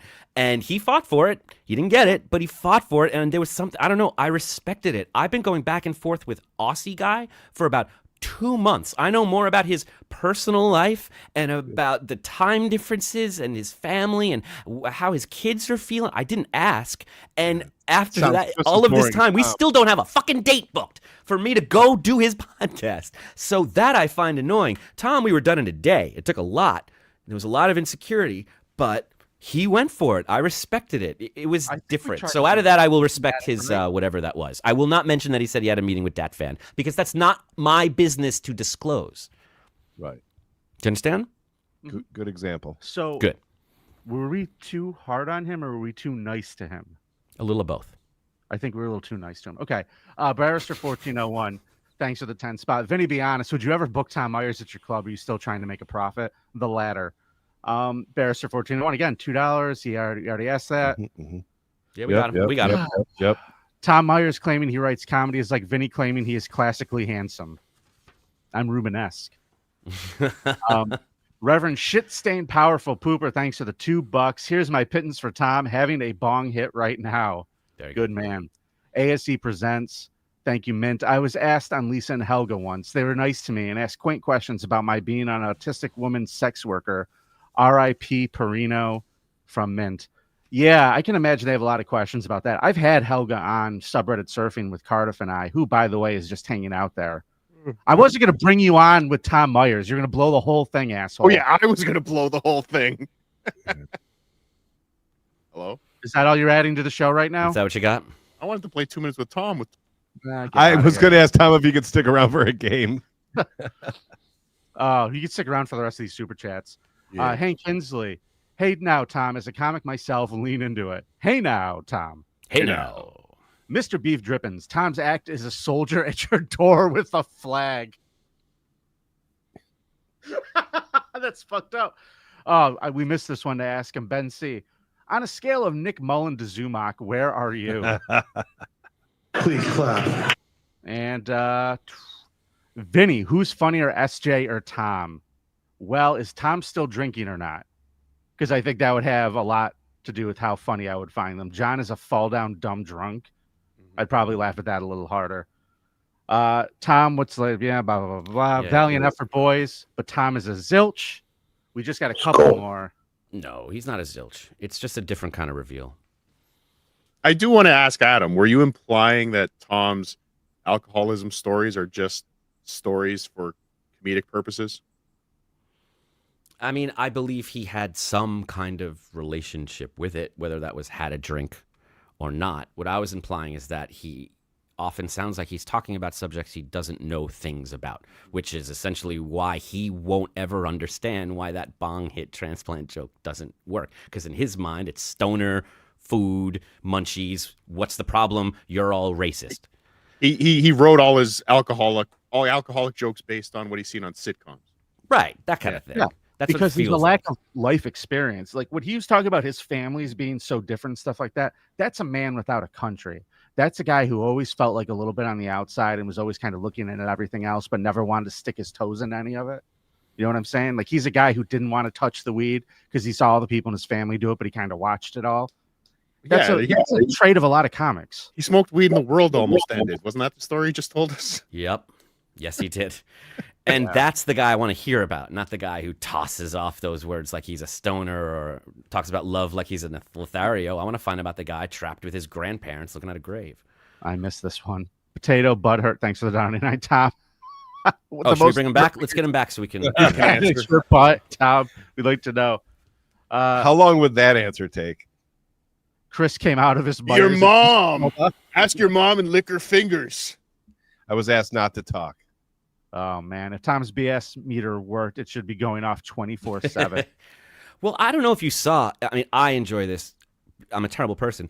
But I think this was very, very difficult for him. I think as soon as he saw halfway through that it wasn't just going to be a retrospective, actor studio look at his life, you should do show his shoulders when it started and then at the end when he left. How could I see them with the green screen cutting off half of his body? I know. And that was kind of the point. His head was retreating into his chest. Mm-hmm. Like we had to talk about it because I said I had to learn too. It was really bothering me. Like what do you do? And he's like, oh, I don't do anything. It's like, yeah, you could do A, B, and C, and just didn't. The mistake you made was not asking us. Your first question should have been, Tom, tell us why you're so great. Well, that's what got him into the interview. Hey, Tom, why are you famous? Yeah. KFT, thanks for the $1.99. I went with, who are you? Where are you going? Producer Chris, please stop talking. You're worse than MM. Mike Morse, I guess. 11 idle hands. I hope I never get drilled by Busch. Brutal. Yeah. It was grilled. You felt drilled. Tom, do you think these guys gave you a fair chance? Love you, but these guys are making some good points. Yeah, we tried. I tried to be constructive with them. I was great. All right, I think I got them all, guys. I think I got them all. We're going to move on to something. Goodbye, Cardiff. Bye. Get out of here. Or should we keep Cardiff? Did you want to stay and hang out? No, not if you're going to treat me like this. Well, how do you want me to treat you? You'll get to hear Rob Saul like talk a about lover. Perfect. Yeah, Rob Saul. Yeah. All right. Is that what we're doing now, Rob Saul? I would love to if we could. I love it. Let's do it. Take it away, Adam. Well, Rob announced that I was going to be on his show. He announced this without telling me or inviting me, and then continued to do the whole show talking about WATP and about me and about my sexual relationships and inadequacies. And inadequacies, which you can just tell from looking at me. Like how, they're specific, so it was a little eerie, but it Limp felt Dick validated. and Busch. That's what we call them around Dabblecon. That's what they Acmania. do. Mm-hmm. Splinter. Basically, I was surprised to find out how Rob sees himself as a broadcaster. I always thought he was one thing, and it turns out he's completely different. So here's him defining himself to us in clip number 1. I mean, you don't have to be funny. Not everybody's a funny person, but it's even more painful when you try so hard to be funny. Like me, I do rant. Like you could say what you want, but I don't sit here and try to be funny and work on bits. I used to back in the day. I mean, when we were on, I was on CBS radio, maybe not ABC radio caliber, WABC. And this was actually CBS, not the fucking conservative company that bought WABC. It's not like he's working for Disney. But yeah, I mean, I've never billed myself as a comedian. I always see that like in the this guy calls himself a comedian. No, go to one clip where I've called myself a comedian. But if you do go to Chat GPT and ask about me, it'll tell you I'm a comedian. I guess because I've hung out with so many comics over the years. Yeah, nothing rubbed off on you. Chat GPT says he's a comedian. Mm-hmm. Yeah, that shit's gonna ruin society. So what I've been saying time and time again: don't trust AI. So he's not a comedian, and these are not bits. So then, what is this clip number 2, if not a bit? now they're doing the old. From what I saw of this clip, they're pulling out. Usually, it's surely stealing material, but now not Adam Busch, Carl, Lady K is pulling out the old Shuley. Maybe it was you, because I said him and Carl were lovers, and he's like, Rob is fascinated with Adam Busch to be my love. Maybe it's you that's sexually attracted to Adam Busch. Maybe I'm not the one that's sword fighting with him every day. Maybe it's you. Yeah, so they're pulling out the old "maybe it was you" routine. That'll get you. You know, their hero of the LGBTQ plus, Pee Wee Herman died. I saw his documentary came out of it.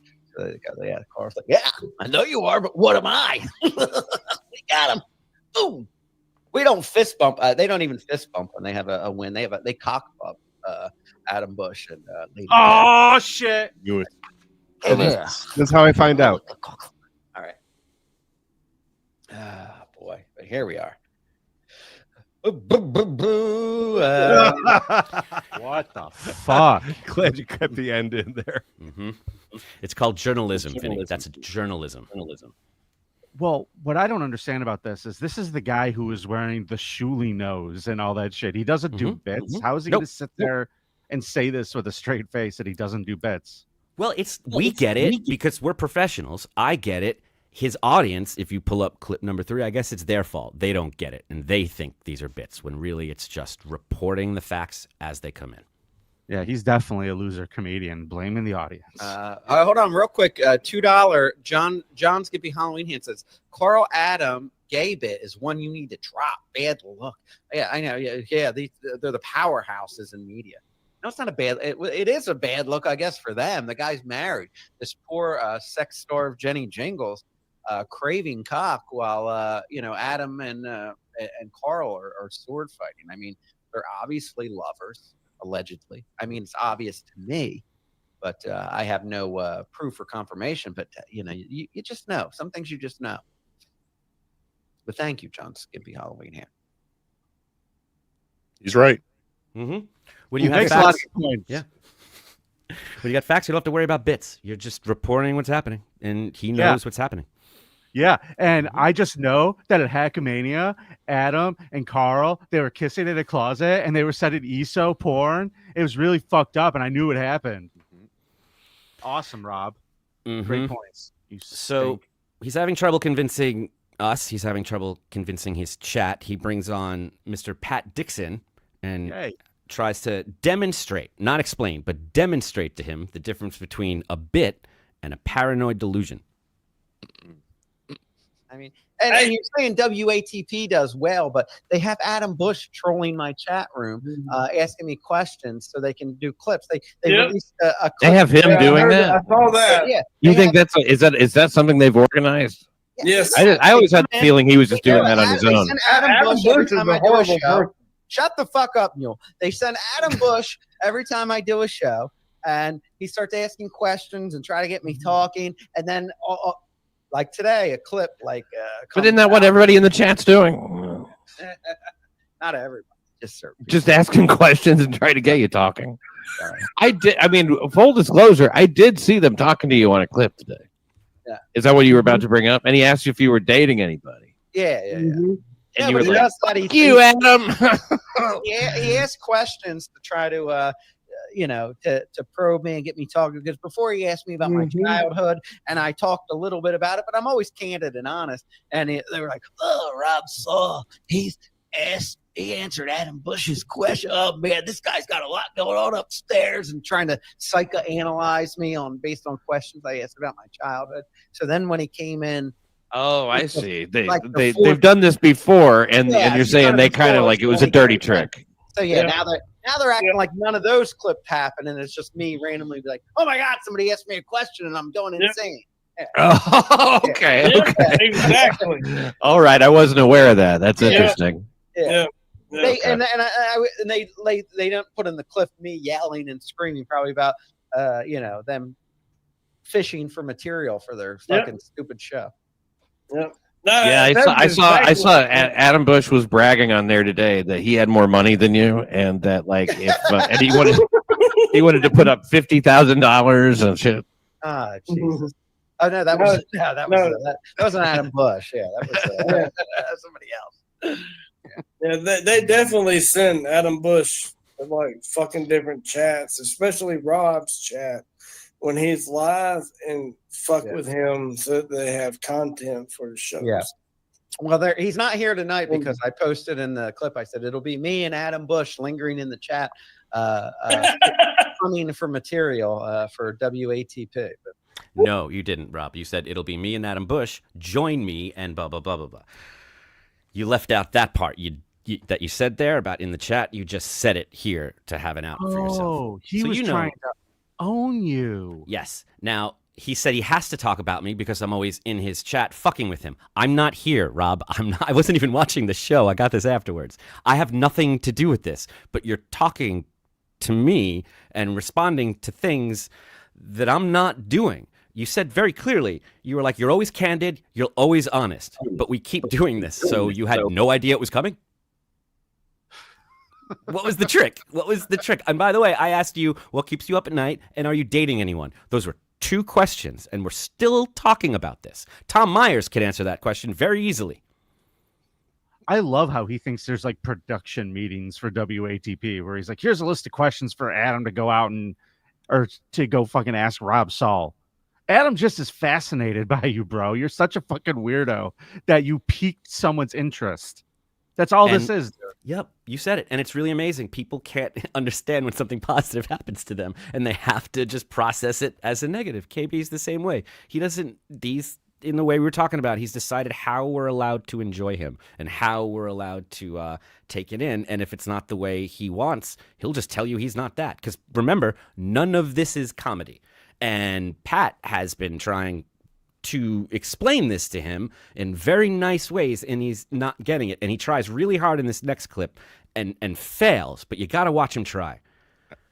Before you go to the next one, I just love how he's giving Nasty Neil the Rob Saul treatment when he's got a bigger guest. Like he's doing Nasty Neil what John used to do to him and Clay all the time when Ava Riza showed up. Yep, it's exactly right. You see it. They're just waiting. And he's doing the same kind of humor, the same kind of deflection, the same everything. The time Quad and Rob spent with John really rubbed off on them. They got all the negative instincts. And before we go too far, too, his claims of CBS radio or whatever, what do you say, CBS or ABC? I've looked into this guy before. I've tried to find him. He did a show on Blog Talk Radio in like 2011 that I think was partially owned by that's his claim. Like he did a podcast early days.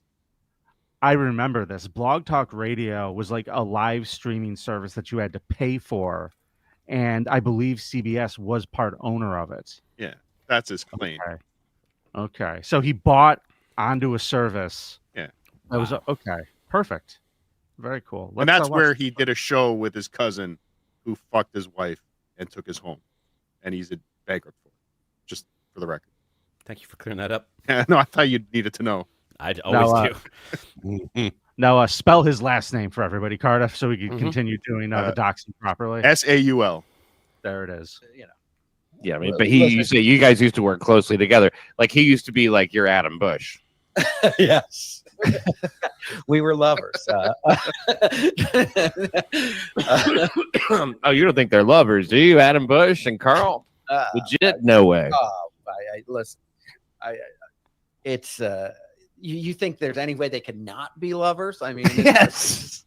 They're both too ugly for the other one to fuck. I mean, God knows his wife. She's just like cooking pizza. Mom, wife, leave my pizza roll. Stop! They have a normal marriage. Come on, what are you talking about? Show. Mom, wife. Carl, you're getting cranky. You might need a nap. Leave me alone. I ain't talking to Anthony. Call me later. I'm a big shot. If I had a woman who on my mandolin, bitch. If I had a woman who treated me that way, I would hold on to her and never let her go. Yeah. I know. That would be the best. I just wish he would fuck her. I mean, she just seems sexually starved. I mean, why he's sword fighting with Adam Busch? I feel like Jenny Jingles needs someone needs a little knock the dust off that thing. This seems like fan fiction. Fan fiction. Yeah. Is there anyone less qualified? Why don't you have to Adam Busch comment? on? He's doing every show. You can stop it. If there's nothing, yeah. Is there anyone less qualified to comment on another man's marriage than Rob Saul? He's got cousin wife. Yeah. I mean, just relationships. He's not allowed to talk about people's relationships with their pets comfortably. Yeah, if he did the animal husbandry hour, I might listen. But other than that, he has no expertise on anything to speak of that I. But could this tell. isn't comedy. This is journalism. This is not a bit. That whole thing you just saw was reporting the facts. That's all he's doing. And this next clip is my favorite. If I think it's the best one here. It the first 20 seconds really reveal who Rob is. Even the shit that TSN, I know Rob hates TSN, but even the shit that they put up, Sandusky Network. Yeah, the Sandusky Network puts up. You know? Ah, come on, you're better than that, Rob. No, Pat, actually, I'm not. Okay. I mean, how long have we known each other? The Auntie Karen's show.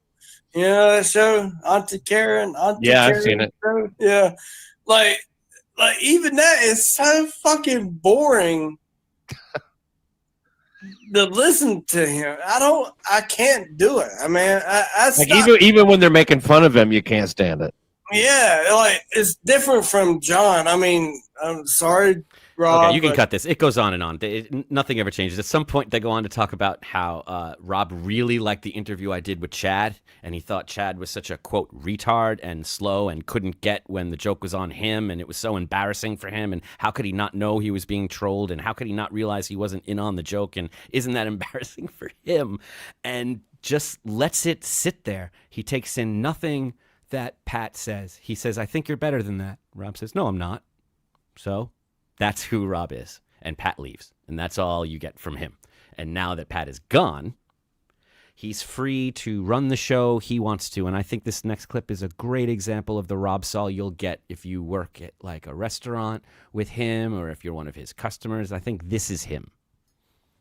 Come on. Jay I Sir. love Matthew Neal. Number 1, 499 says, Rob, I saw Lady K's chat. Did they think your face looks swollen? What causes that? Have you gained weight? Taking any meds causing that? God, thank you. No, I'm just getting fat. That's all. Yeah. Working the 2 jobs, I haven't been in the gym as much, so maybe I'm getting a little puffy. My face is swollen. Yeah. My balls are swollen when my dick's in your wife. But Mine too. Let's go. Oh, Myers take that line? I think he did that earlier, didn't he? Yeah. You look a little puffy. Yeah, exactly. That's all I hear. That's all it sounds like. Why are they talking about this stuff? It looks like part of his face is kind of fucked up. Like he's got like some kind of. You mean the scars on it. face? Yeah, he looks fucked up. Sorry. No, you're allowed to say that, Vinny, because right at the top of the show, somebody asked him to do a bit. Or some journalism, and he says, "Not now. Maybe in about 20 minutes, I'll be up for it." And you're like, "What's going to happen in 20 minutes? That suddenly's going to change." Well, that's when the leaving for long periods of time starts. For really no reason we can come up with. In fact, Rob thinks it's going great. He thinks it's going so well that he's just going to let his co-host Mule, is that who it is? Mule, there shine, and he does. I was just cleaning out my den and I found a picture that Taz drew. Let me go see. I was, now that I'm thinking about it, let me go find it. Hold on one second. Yeah, now you're thinking about it. Find it.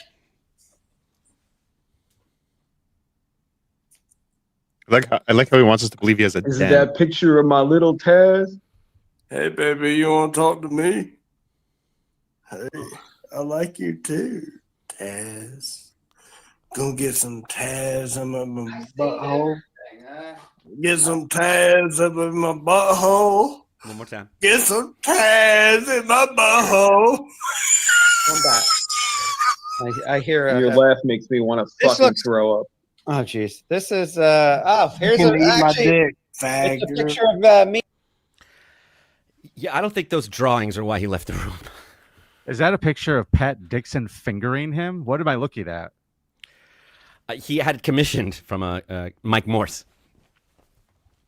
That's fucking weird. Yeah, I think Pat Dixon is doing the old anal chiropractic maneuver. Perfect. On old Rob Salder. Either way, worth leaving us in silence and with Mule for in terms of just putting on a show. Yeah, Andy took it out of the frame and everything. Mm-hmm. He fucking stinks. But you know what I noticed about his voice, and I guess I've never really been on for a segment with him. He sounds like a human dog toy. How does his voice go up so high so fucking quickly? You don't even know what you just said. No, I know what I said. But it's very If I make this squeaky sound, the dog puts its mouth on me more. Is the dog hitting the spot when his voice goes up that high? What the fuck is happening under the table? You see, it's not his fault that we sound like that, Vinny. He's just calling it like it is. Putting up a mirror.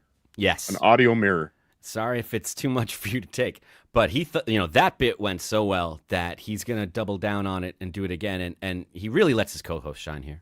I need to get myself another drink. Get another drink, Robbie! Go on now! All right, we're gonna talk about the fucking N's and the J's. Let me start with the J's. Julie is a monkey. Oh, so we're talking about the ends. Right. What? J word. Jew. All right, I got to take the dogs out for a quick walk, guys. Listen, I'll bring you back on. The Moors we're moving everything for a have second. made I'll be Anthony right back. Cumia really. Stay tuned. Don't go anywhere. What the fuck? So this next part, per your request, I sped up to 400% speed. Thank you. Just so everybody knows, this is 400% faster. The maximum I could speed this up. He's just ludicrous speed. This is ludicrous speed right now of the Saul show. I don't know why he had to cut Mule off. I thought Mule was holding it down. You know, guys, now that I'm looking at this, Over 20 people. All right, we are back. I don't think that's what his apartment looks like. No, it what? Clearly. No, that's the den you have to see in the other room. Yeah. Oh, got it. All right, we are back. We are back, I believe. Yes. Take that.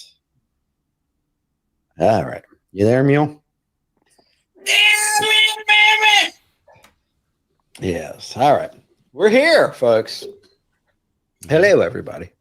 We lost over 20 people during, but I had to take the dogs for a walk. Usually, like if I have like multiple people on that can talk to each other, I'll just leave it going while I take the dogs for a walk. But nobody's popped up with the links I sent. So it's our fault. I guess they're afraid to. I see how it's our fault. It'll ruin their chances of. You can stop this. It goes on and on. And how would they get into the room if the host is not there? Even if they did show up with the link and he's disappeared from the computer. He has explained many times how he does not want me on his show. He won't have me on his show. How I need to stop asking him and stop negotiating. I've never asked. I've never negotiated. It's not me. Whoever's doing that. It's Adam always has a hard out. He's got a big meeting. With that fan, if he'd see me, fuck that. See you guys. I'm going to start him. However, if you ever need someone to hold it down so those dogs can pee, like, you can reach out to me, buddy. I'm here for you. Please don't schedule your show around when the dogs need to go to the bathroom. Like, that's all I'm thinking about now. Is that how they need to get out of there? The fact that you do that and don't think that is a warrant of criticism is pretty remarkable. Yeah, I got to take out my dog wife. Yeah. It's a great show. Great show, everybody. Great show, Rob. You got one more clip from him too, don't you? I do. I wanted to bring Pat back on here because Pat did something really remarkable. He managed to get Rob to answer the question I've been asking for the last couple weeks. And boy, does the answer explain a lot. The question is, dating anyone? Oh shit. Unless that's why I have been celibate as of lately, because I don't want to hear those phrases of "Listen, Rob, we need to talk." Once you're getting pussy, sometimes you're like, I got to put up with these talks. But yeah, don't use words like celibate. It makes it sound like it's something that happened in a test tube or something. Just you haven't gotten laid in a while. Yeah. Right. Celibate. There you go. Thank you, Pal L. Almost like a text just saying, call me. Ah, God. Yes. Celibate makes it sound like you did it on purpose. Yeah, like he had a choice in the matter, Right. is really what he's trying to create the illusion of. Or again, there was a more, a greater purpose to you not having sex. Mm-hmm. And there's a Like he word was for just- people that are involuntarily celibate, isn't there? Well, what's that word? Well, it would be an incel, and it would be a word that is bandied about among people that are angry and hostile about sexuality and others on the internet. So it's not being bandied about in this particular instance. Yeah, but incels usually go on places calling women cunts all the time. That's not this guy. And Hackamania. That's what I'm Yeah, saying. They generally have a lot of hatred towards women. I don't see that at all from Rob. Right? Love. And there's no jealousy towards other people. And did you see the way he blushed when he said that's kind of like your Adam Busch, huh? And he just started giggling and he got all like red-faced. Rob, are you in love with me? Because I might be in love with you. This might be a chance for happiness in both of our lives. We can maybe turn this whole thing around if you would ever invite me on your show. But I thought it was very impressive that Pat managed to get that out of him. I always think it's incredible the things that Rob reveals about himself without knowing, and how he's going to blame this episode on me when I wasn't even there is going to be very interesting. And I'll leave this to Pat and to everyone who is watching. When it comes to people like Rob, when they tell you who they are, when they say, no, I'm not better than that, we should believe them. There goes Adam again, trying to use psychology on me. Yep. You make me think I have a chance if I have him on. He's just a tease. Well, it's only one way to find out. But I'm not asking. I'm not asking. Guys, we have got so many super chats. You fucking listeners tonight have been incredible. We're having a great time with you. We're going to keep it going. Let's start off with some of these, shall we? Mr. Beef Drippins, thanks for the $2. It doesn't take that long to beat off a dog. BS. Stewie Felt, thanks for the $5. Take the dogs for a walk is code for shoot up some high-grade heroin. High grade? Mike Roch, thanks for $99. Rob Zubak is really unfunny. Agreed. The whole family's a problem. Stewie Felt, thanks for the $2. If there's any way Rob is not a dog diddler, I couldn't answer that question. Begin to answer it. Michael P, thanks for the $5. No Lady K, I'm dropping 5 like a wet folded bill on Pickwick's bar. Excelsior. You know what? You're getting one, buddy. Excelsior. True believers. Make up with Shuli Potato. Heart You producer Crip. R.I.P. Tara. Go Bills. This is for Vinnie. Thank you, Vinnie. You're very welcome. Did you call me producer Crip? Yeah, He did. sure. He did. It's producer Blood. Don't want to make that mistake. I'm a Crip today. Hellraiser69, thanks for the $5. I agree with Rob. He's not funny, nor does he have to be funny. How about he tries to be likable? Start there. Wow, good tip. Yeah. Rumpled Trenchcoat of Columbo Podcast, thanks for the $5. Rob Saul, I'm not at all funny in any way at any time, ever. Anywho, give me money. Mason in Portland, a.k.a. Portland Shane thanks for the $5. I love Bob Levy, but he deserved to get his nuts whipped with the car antenna for giving us Rob Saul. Ooh, ooh, ooh. Oh, Crip is lighting up, everybody. The greater good, thanks for the $4.99. Top explanation of the innate title was fascinating. He really doesn't know. Incredible. That was the best part of the interview. Yeah, very good. Thank you, everybody. We'll still keep reading your super chats today. We appreciate it. And I got to figure out how to turn that one off because I'm the worst. There it is. Oh, Cardiff left. Awesome. Well, we did cover him during his best line, so I think it was out of the disrespect we showed him. What is that? Get out of here. Yeah. Potato. All right. So what's next? Please tell me we're going to talk about Opie. Please do it. Hit that music.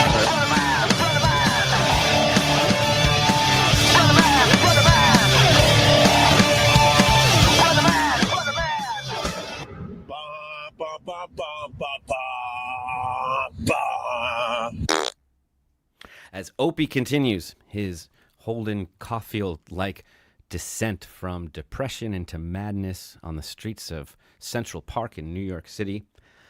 I'm starting to wonder if outside of Gephardt's, is Opie allowed in any place that's 21 and older? Will they let him in? Because it seems like the only places he goes to are places that he can get into free and that kids are allowed. You know, that's a very good point. And I have to wonder because he seems to enjoy inappropriate behavior in public. Like he really leans into it. So I assume there's been times where he's been thrown out where his camera wasn't rolling.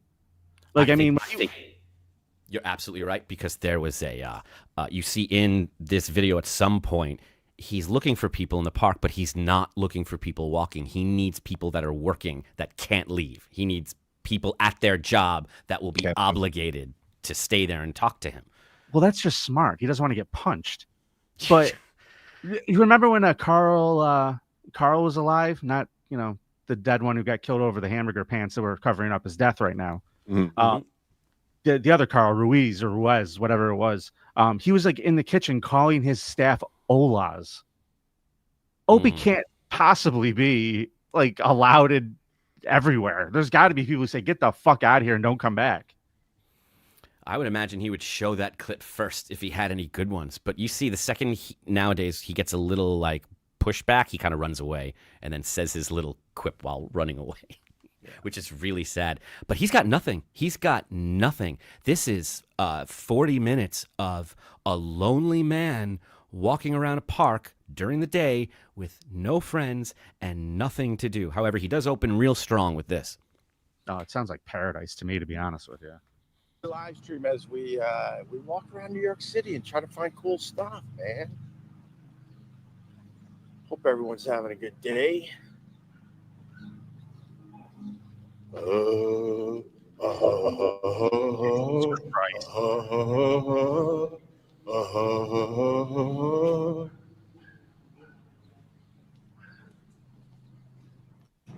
going on, sir? You got some great playing going on, man.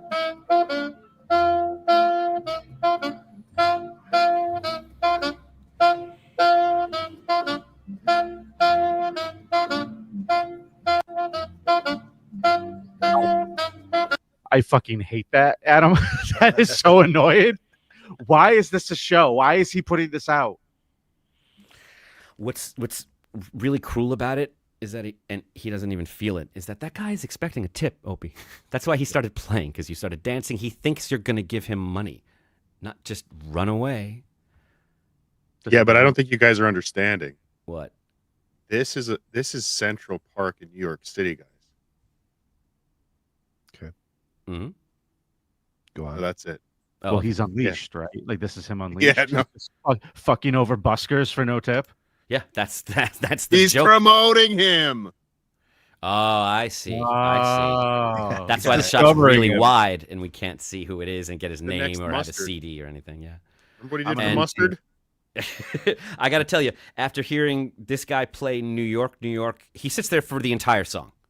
And then just as it's ending, he walks away and he's inspired, Opie, by what he just heard. Jesus. I hate that song. Frank Sinatra warned us, if you can make it here, you can make it anywhere. And then he says, it's up to you. New York, New York. Basically what he's saying is, look, man, I'm from Jersey. I wouldn't live in New York City. Hell no. If I wasn't a big, huge crooner, big star in movies, I wouldn't live in New York City.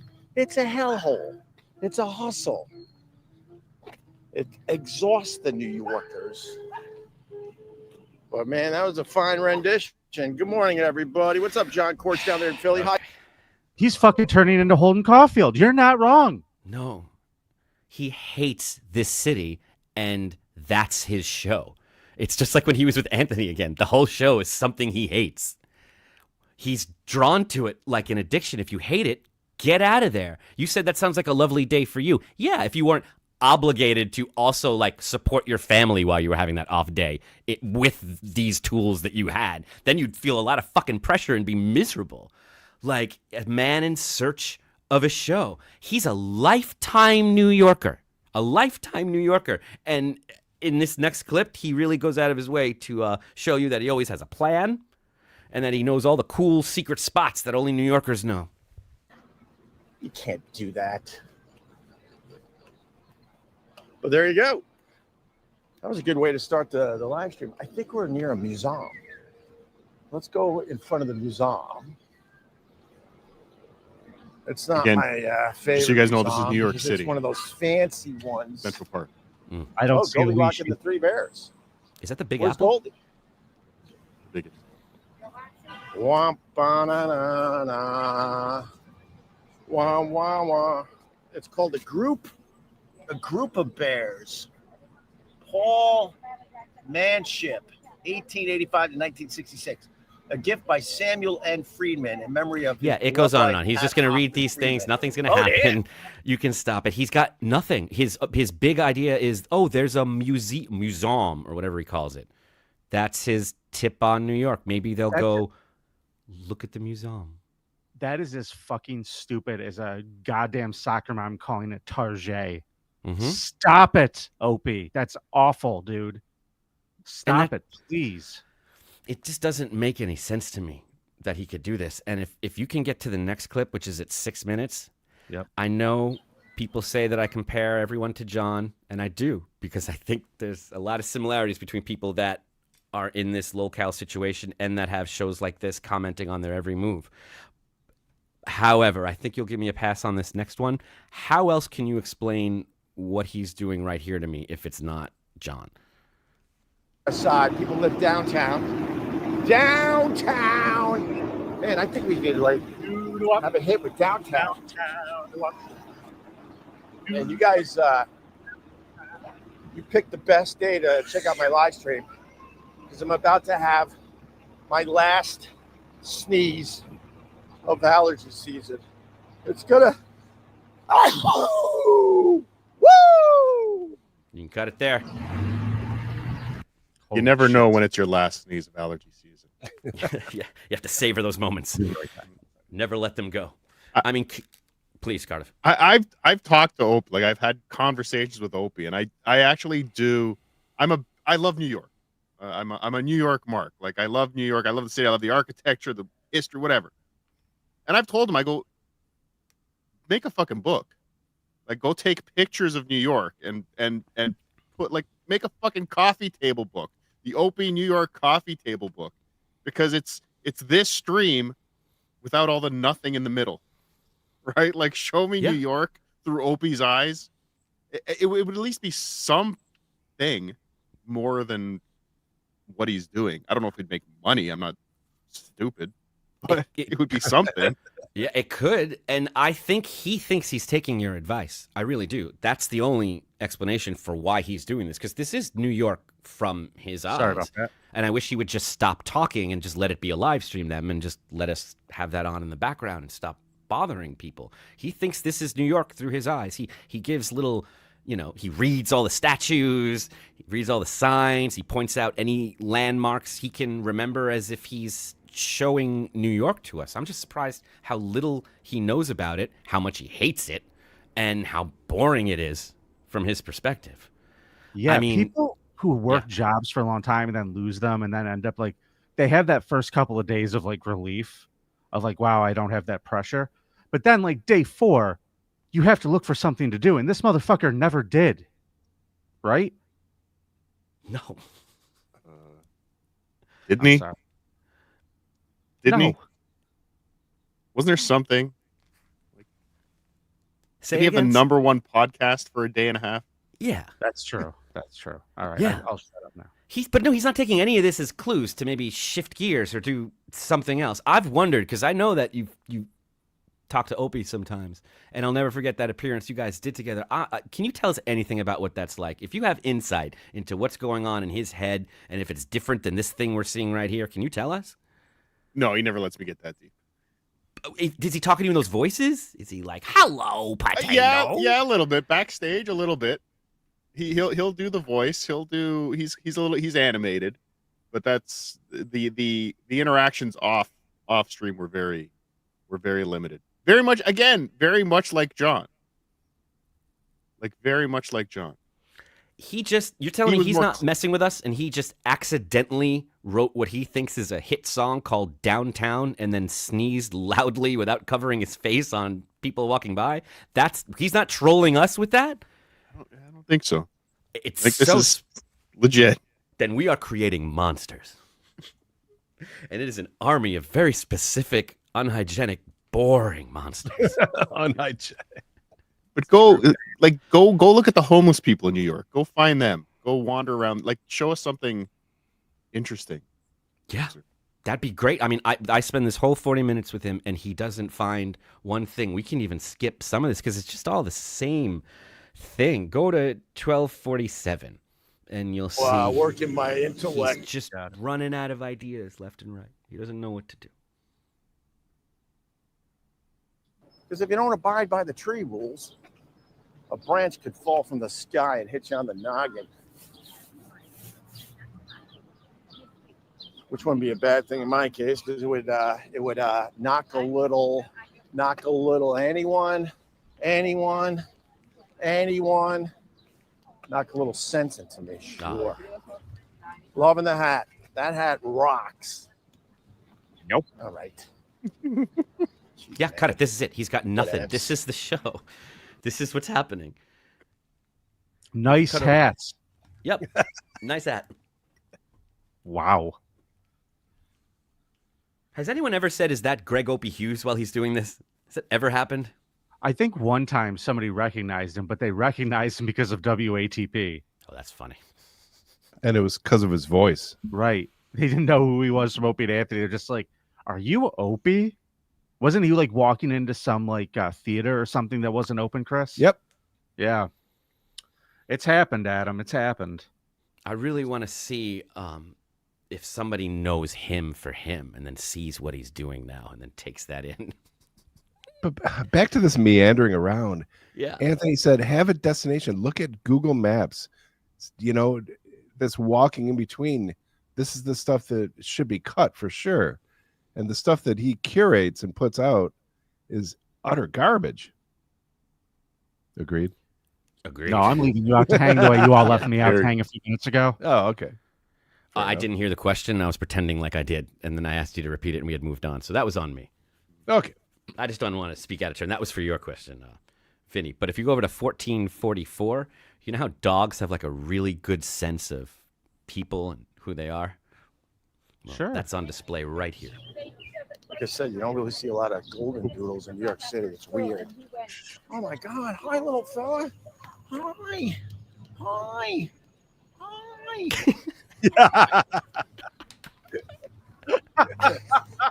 Okay, go fuck yourself. That's what he does. Doggy. Wow. To be fair, that dog was running away from Rob Saul. You said the joke before I could. I don't have time for this. But he couldn't even say it to the dog's face, right? He had to say it running away. Nice hat, dog. Yep. So if you keep this going, what's really sad is that he ends up in the same place he started. Back in the tunnel, making the high sounds. He's just made a little circle and run out of ideas, and it's about 15 minutes in that this happens. But we can skip that and go right over to 2032. It's called a callback, Adam. You're right. You're right. There's so much I have to learn about comedy from you guys. Oh, it's not comedy. It's radio. You know, you got to redo it in the 8 o'clock hour. We did the 7 o'clock hour. This is anti-comedy. Oh, damn, there's no step here, yo. I thought there was a step there.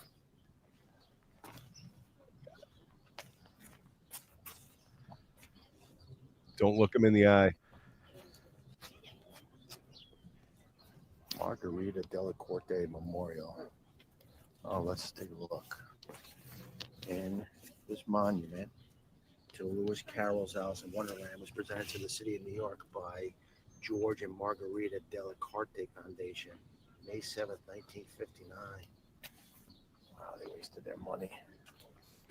How about you just don't? Yeah, had they know you'd be doing that. Have some coats in the fucking winter. What a waste.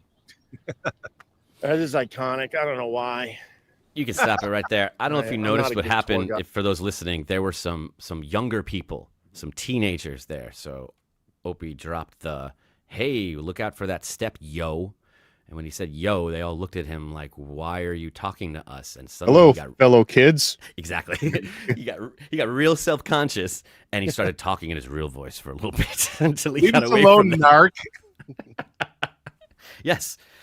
Do you know where I can buy some drugs? It was really, really revealing in a very subtle way. But if you get down to the last clip here on 37:21, it ends on a high note. And the only way I don't that believe you, Adam. I think he knows how. You think I'm being sarcastic? How dare you?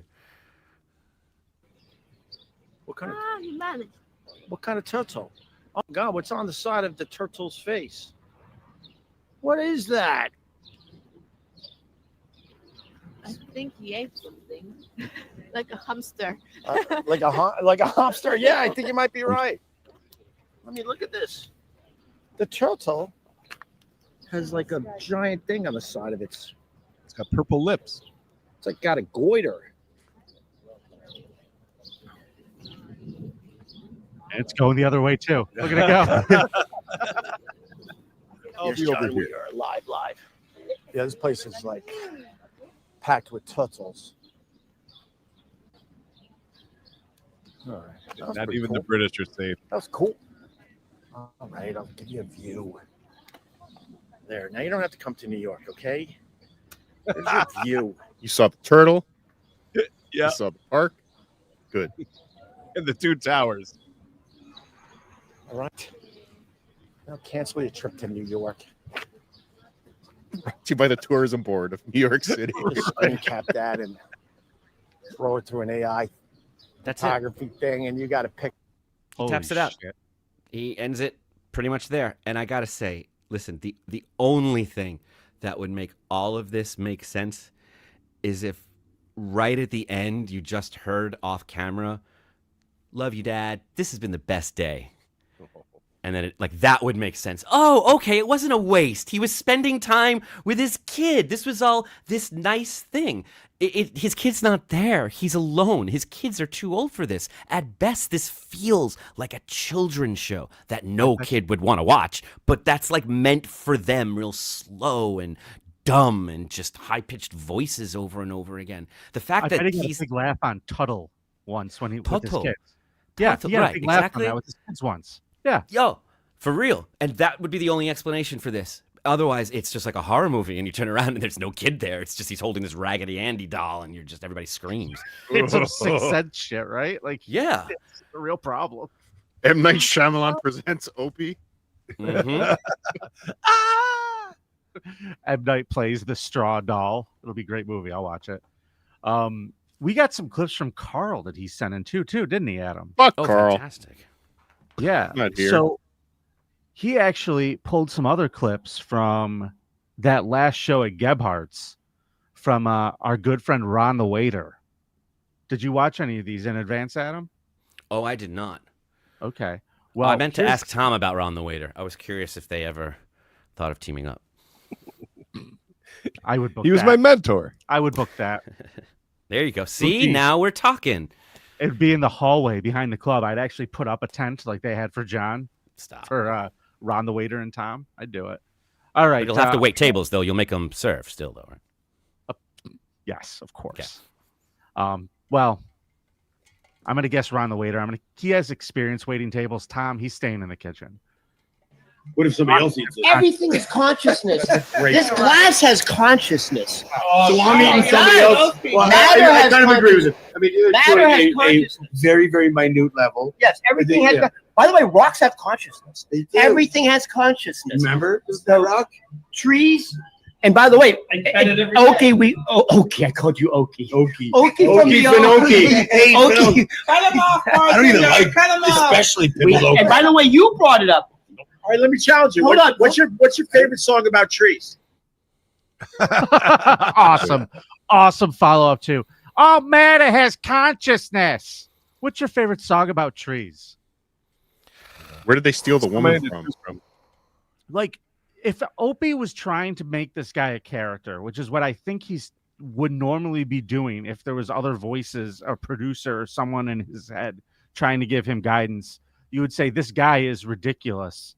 Yeah. Play into it. Let him explain himself. Rope a dope, for Christ's sake, Opie. Instead, he's just asking the dumbest FM radio question you could come up with. What's your favorite song about trees? Call in now. Fifth caller gets a free car wash. There's this meme about this girl named Nina who's like in some experiment, and she's young. They're kids, and she like really needs all the attention, and you can see she's kind of never been in a social setting before. She's wearing these overalls, and she needs all the attention, so she keeps kind of saying her name, Nina, Nina, Nina, getting everyone to look. And at some point, when not paying attention to her, she goes, does somebody want to quiz me on ocean facts? Somebody should quiz me on ocean facts. That's Opie. He's like the kid going like, ooh, let's play name songs with trees in them. Go. And you have to go or you're mean. Also, he knows the answer. He's waiting for his turn. Oh, Opie heard a song about trees, and he wants to tell everybody what it was. I'll be called Trees. Okay. Well, this next clip, Carl labeled as Ron's answer. Let's find out. Go. The only thing that's coming to mind about trees and gardens is an octopus's garden. That's not a tree. That's a garden. Hold on, trees? How about Screaming Trees? I love that band. I nailed that one. And their best song is Dollar Bill, by the way. Not nearly lost you. Check out Dollar Bill. You just got schooled, Ron. I'm checking to make sure I don't have Screaming Trees in my Apple Music. Let's get that out of there. Awesome. Who's the guy on the right? That Littlefoot? Is that his name? I don't know. I have no clue. He wants out of this. It's so funny watching his reactions. Well, this is abjectly horrible to be sitting next to. Oh, you think? We were there, Chris. Do you remember how small that area is that they're sitting right now? Oh, yeah. It's very cramped, and they're just being loud. Couldn't handle 2 seconds of this. Now, apparently, the Opster celebrated a birthday, so we would all at WATP like to wish you the happiest of birthdays, Opie. Congratulations. Mm-hmm. Go back to work. This is his work. Is it?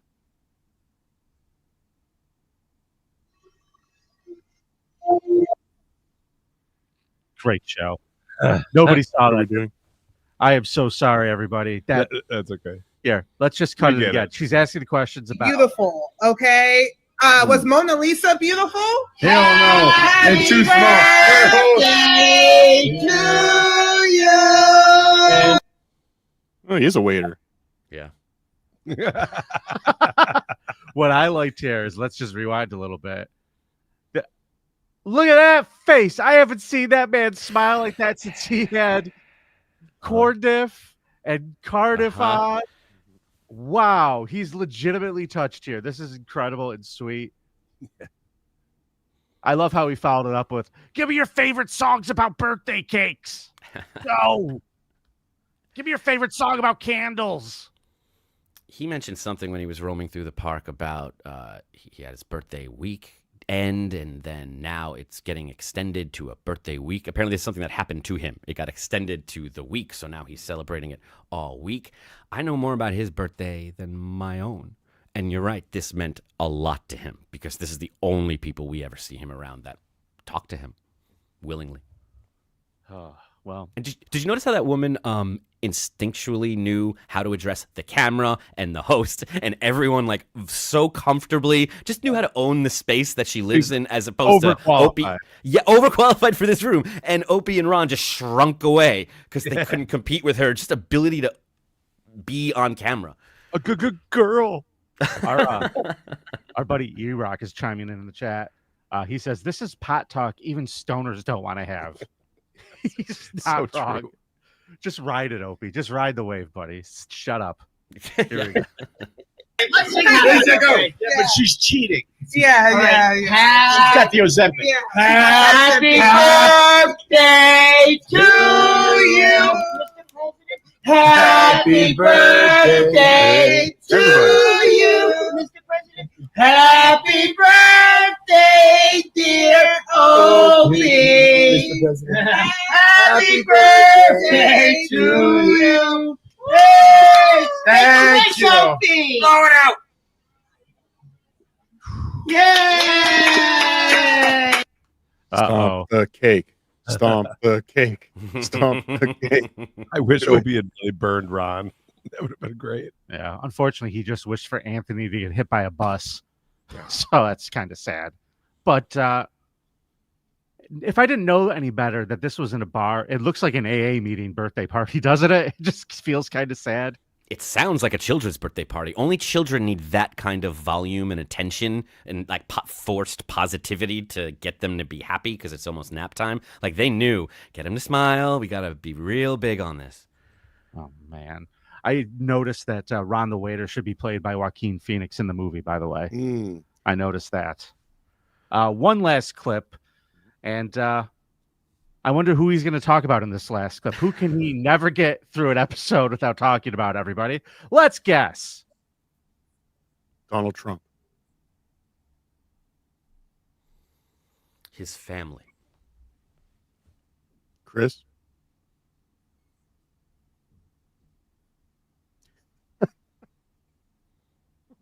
What is happening? Ah! Can he hear us? Guys, you assholes got to tell me. This thing keeps fucking up. I hit the button and it didn't switch. I'm sorry. Who can he never stop talking about? Here it is. My fault. I want to get that statue, drive to South Carolina, and put it in Anthony's yard. That's what I'm gonna do. Oh wow, you went there. Yeah. Oh yeah. Why not? How about we end with fuck Anthony? F that guy. Yeah. That miserable prick. We're gonna drop a giant black chick on your lawn. Guys, thanks for the birth. Oh my god, thank you. The balls of him to call anyone miserable. Yeah. This is the happiest birthday of my life. And fuck Anthony. Oh, I mean F Anthony. It's like the end of a fucking Charles Dickens novel. I wish. So happy with himself. Fuck everyone. Fuck everyone. Man, he needs a new hobby. He needs a hobby. Yeah, right. Yeah. He really needs a friend. Just one friend to talk to bounce shit off of. Rocco Orby 2002, thanks for the $2. Ron the Waiter, Fali Adu. I'll watch. Stewie Felt, thanks for the $5. Nobody in the Opie clip looks like they have their natural teeth. Not wrong. I have no idea how to say this. It looks like a barcode to me. $4.99. LLLLL, thanks for the $4.99. No, Carl, not as good. Bring back Carl. Where's Carl? Pekka's. What is Adam? A beer? Something? Ron the Waiter is funny. That guy's good. He is good. Rumple Trenchcoat, thanks for the $2. Opie got big timed by a poodle. Sure did. It was the fact that the poodle was walking so slowly. He was such an elderly poodle. He was so slowly. It's a schnoodle, you dumb fuck. You dumb fuck. Another $5 from Stewie Felt. Ant's vid about Gig Young was 1,000 times better than this. Didn't see it, but I'm sure it was. It was. Stewie Felt, another 2. In the meantime, Anthony wrote 2 books. Yeah, in the meantime, the bus that's going to hit Anthony is going to have his face on the side of it with the letters of the call station he works for. Irony. That's what they call that. Jerry Rexworks, thanks for the $5. I've had bowel movements that hurt less than listening to Opie. The last time he was entertaining was in the year 2000. Autism sucks, Opie. Now go away. I would hope that you've had bowel movements that hurt less than listening to Opie on the regular, sir. Stewie Felt, thanks for the $2. Opie knew. And he also said, send Retardif the link. Is that you, Carter? This is not retarded? No, this is not retarded. Thank you. Adam Rob Chihuahua would make a cute polycule. Thank you, Rumpel Trenchcoat. I'm open. I'm curious. Back to last comment on Rob Saul from Stewie Felt. JK, it was back alley fentanyl, not high-grade heroin. Right. Thank you, my friend. Story checks out. All right. Now, I believe... Well, before we get off Opie, there's big Opie news today. What is it? You haven't heard about the Greg Opie Hughes Burning Bridges documentary that was released today? I did see some of this. The AI generated feels very AI. Is that the one? The video's all AI. So House of Rebellion, I'm just going to plug House of Rebellion on YouTube. Put out a part 1. It's an hour and 20 minutes. It's compiled a whole bunch of Opie clips. It's putting together the Opie story. So I want everyone to check that out. House of Rebellion. Did you feel it had a very positive Opie spin in the beginning? I don't feel there was much of a spin at all. Okay. What I watched, it was. I think part one, we're just telling the story. Who knows where it goes on part 72? But I think they were just telling the Opie story, compiling all the Opie stuff. There's clips of Opie in Rochester. You guys are gonna love it. Is he in there with Wheeze? Yeah, Wheeze makes an appearance or two. Oh, okay. Okay, I'll watch that. Yeah, check it out. All right. Well, thank you for joining us, Cardiff. I think we have a game we're gonna play. We have a game. Why don't we bring Annie on? Let's do that. And, she can play with us. Hi, Annie. Oh, hello.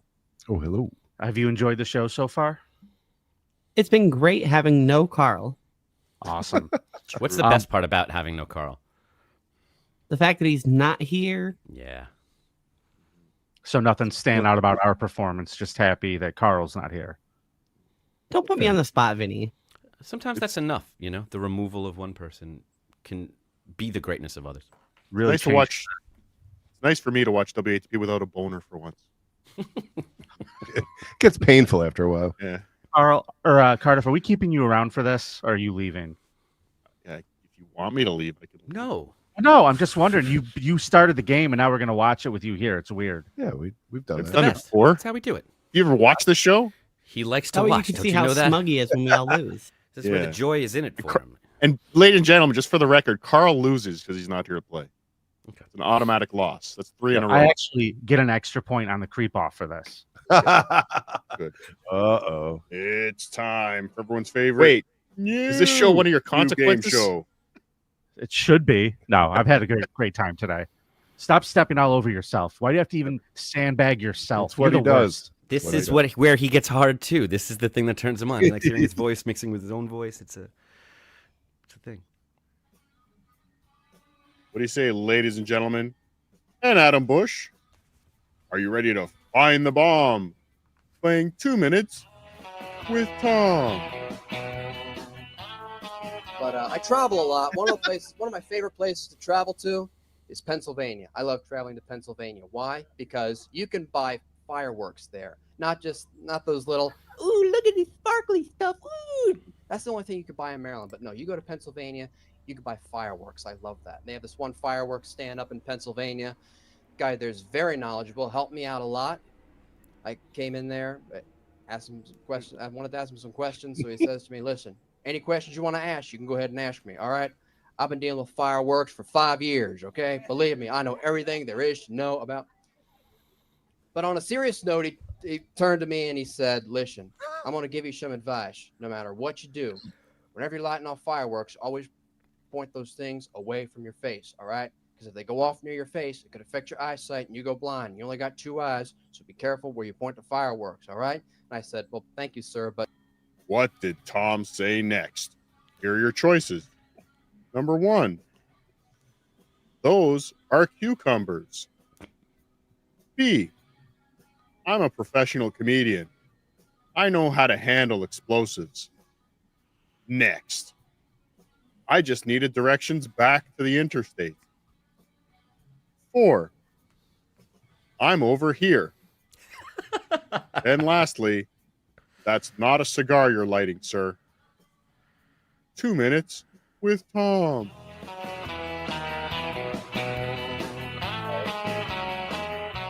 Listen. Pause, dummy. Yeah, whoa. I'll go first. I think it's 4 or 5.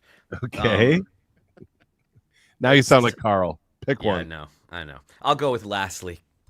Lastly, that's not a cigar you're lighting. Very good. See, I was going to go with that as well because that is the dumbest of the possible answers, and it seems like the Tom thinking out of the box for Tom. So I'm going to go with lastly as well. Very good. I mean, there is an argument for B, just because he would, comedians bomb, but he wouldn't want to say that, so he switches it to explosives, and now it's not funny anymore, but it works in his mind, so he goes for it. So I'm just putting that out there. He also needs to tell this audience that he's a pro comedian. Annie, what do you say? Next, because it's not funny at all. Yeah, none of them are funny. They could all be. I'm also going with 4. Didn't someone say 4? Oh no, Adam. I'll you agree. switched. None of them. All right, very good. So we got 2 Lastleys, a next, and a 4. All right, let's find out the answer. Ed, listen, I'm going to give you some advice. No matter what you do, whenever you're lighting off fireworks, always point those things away from your face, all right? Because if they go off near your face, it could affect your eyesight and you go blind. You only got 2 eyes, so be careful where you point the fireworks, all right? And I said, well, thank you, sir, but I'm over here. Yep. So, oh. That's my time. You guys have been great. Thank you very much. That long to get there. Have a good night. That was his closer. Yeah. This episode is I brought to blinked. you What was by the answer? That's a child's joke. It's so fucking bad. What I dislike about that the most is the outfit and the hair. I know. He looks like if Ralphie Cifaretto's kid who got hit with the lawn dart took up stand-up comedy. Wow. I was going to say if Steve Buscemi joined Oingo Boingo. Okay. All right, I see it. Either way, that's great. Cardiff Electric's new YouTube channel. Go there and subscribe right now at Cardiff Elect. You won't be disappointed unless you actually watch something. Sit, Eugene, sit. Good dog.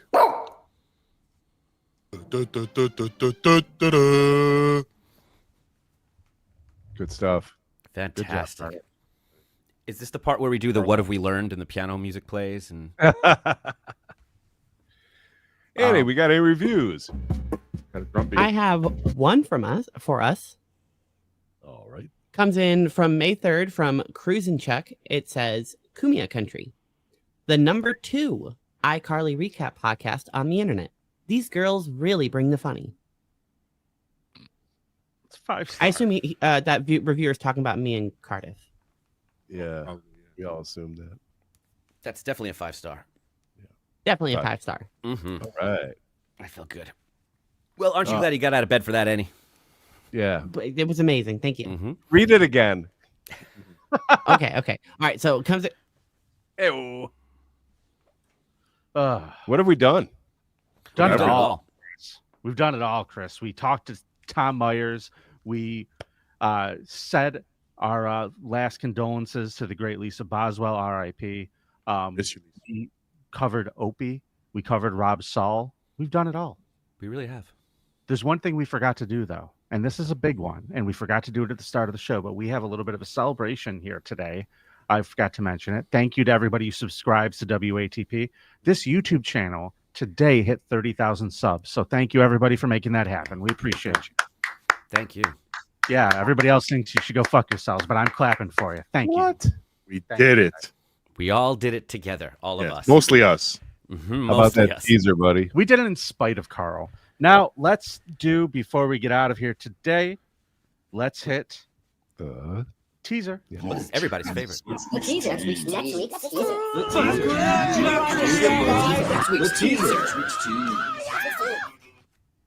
The tease is coming up this Saturday in studio with Carl. The great Jim Florentine returns to the show. Mm-hmm. And by the way, I will plug this for him. He is going to be in Rochester performing 4 shows Friday and Saturday night right here in Comedy at the Carlson. The room right behind this wall is where Jim Florentine will be. You get your tickets now at carlsoncomedy.com for that. And also definitely check out Jim's podcast. He's hysterical. All right. Agreed. This Anything one was else for we Lisa gotta do? Boswell. Yeah. This was for Lisa. That's what we did today. We did it for her. Amen. Annie, where can we find you? If you're interested in watching me play Red Dead 2, go to insanity.com. It's got all my links there. Fantastic. Very good. Now, Thank you very much. Cardiff, we already got your plugs in there, but we did not finish up with all the super chats we have from the listeners. There's a few more, and we would be amiss if we didn't hit them. So going back to Opie, Stewie Felt says, his birthday, where are his family? Probably celebrating somewhere else. Mm-hmm. Diablo Sandwich, thanks for the $2. His family left town for his birthday. Remember when Opie had to leave a wedding early to get back for Easter? Because Easter was so important that we change flights to make it, but no one could be there for his birthday. Okay. No. Easter was the out so he could get away from everybody in his family. So he doesn't want to see them, does he? He doesn't or want maybe to it's see not anybody. a choice. It really might be doesn't seem court like ordered. it. Interesting. I don't know about that. We can't Maybe. prove otherwise. It's probably his birthday's so close to Father's Day. They have to prepare for Father's Day festivities. They can't really And Christmas is accommodate just both. around the corner. I so- bet you they alternate every year. They go, you can either celebrate your birthday or we can celebrate Father's Day. Get one day, fucko. But either way, you're getting the same tie. KFT, thanks for the down 9. TSN time. Adam, see you there. F the potato. Potato Butthurt, thanks for the down 99. Ron kind of looks like Anthony. Check the profile. I could see it. Shardy McDennis, thanks for the $2. Is that a bike helmet or Tom's hair? Tom's hair. Stewie felt so. Tom's hairline was always that way. Looks that way, Stewie. It looks that way. Michael P, thanks for the $1.99. I just want to hear producer Crip again. I'm not reading that last part. Do it. Nope. Go Bills. Diablo Sandwich, thanks for the $2. Lisa died. Wasn't she just on for the game? Nope. That's fucked up. LLLLL, thanks for the $4.99. Tis tis. What does Adam turn sunlight into food or something? Home run Chippy. Mm-hmm. And that's that. That has been WATP this week. Thank you, everybody. Thanks, we'll guys. See you next week. I gotta go. Bye. I gotta go. I gotta go. I gotta go. I gotta go. Okay, bye. Okay, folks. Guess what?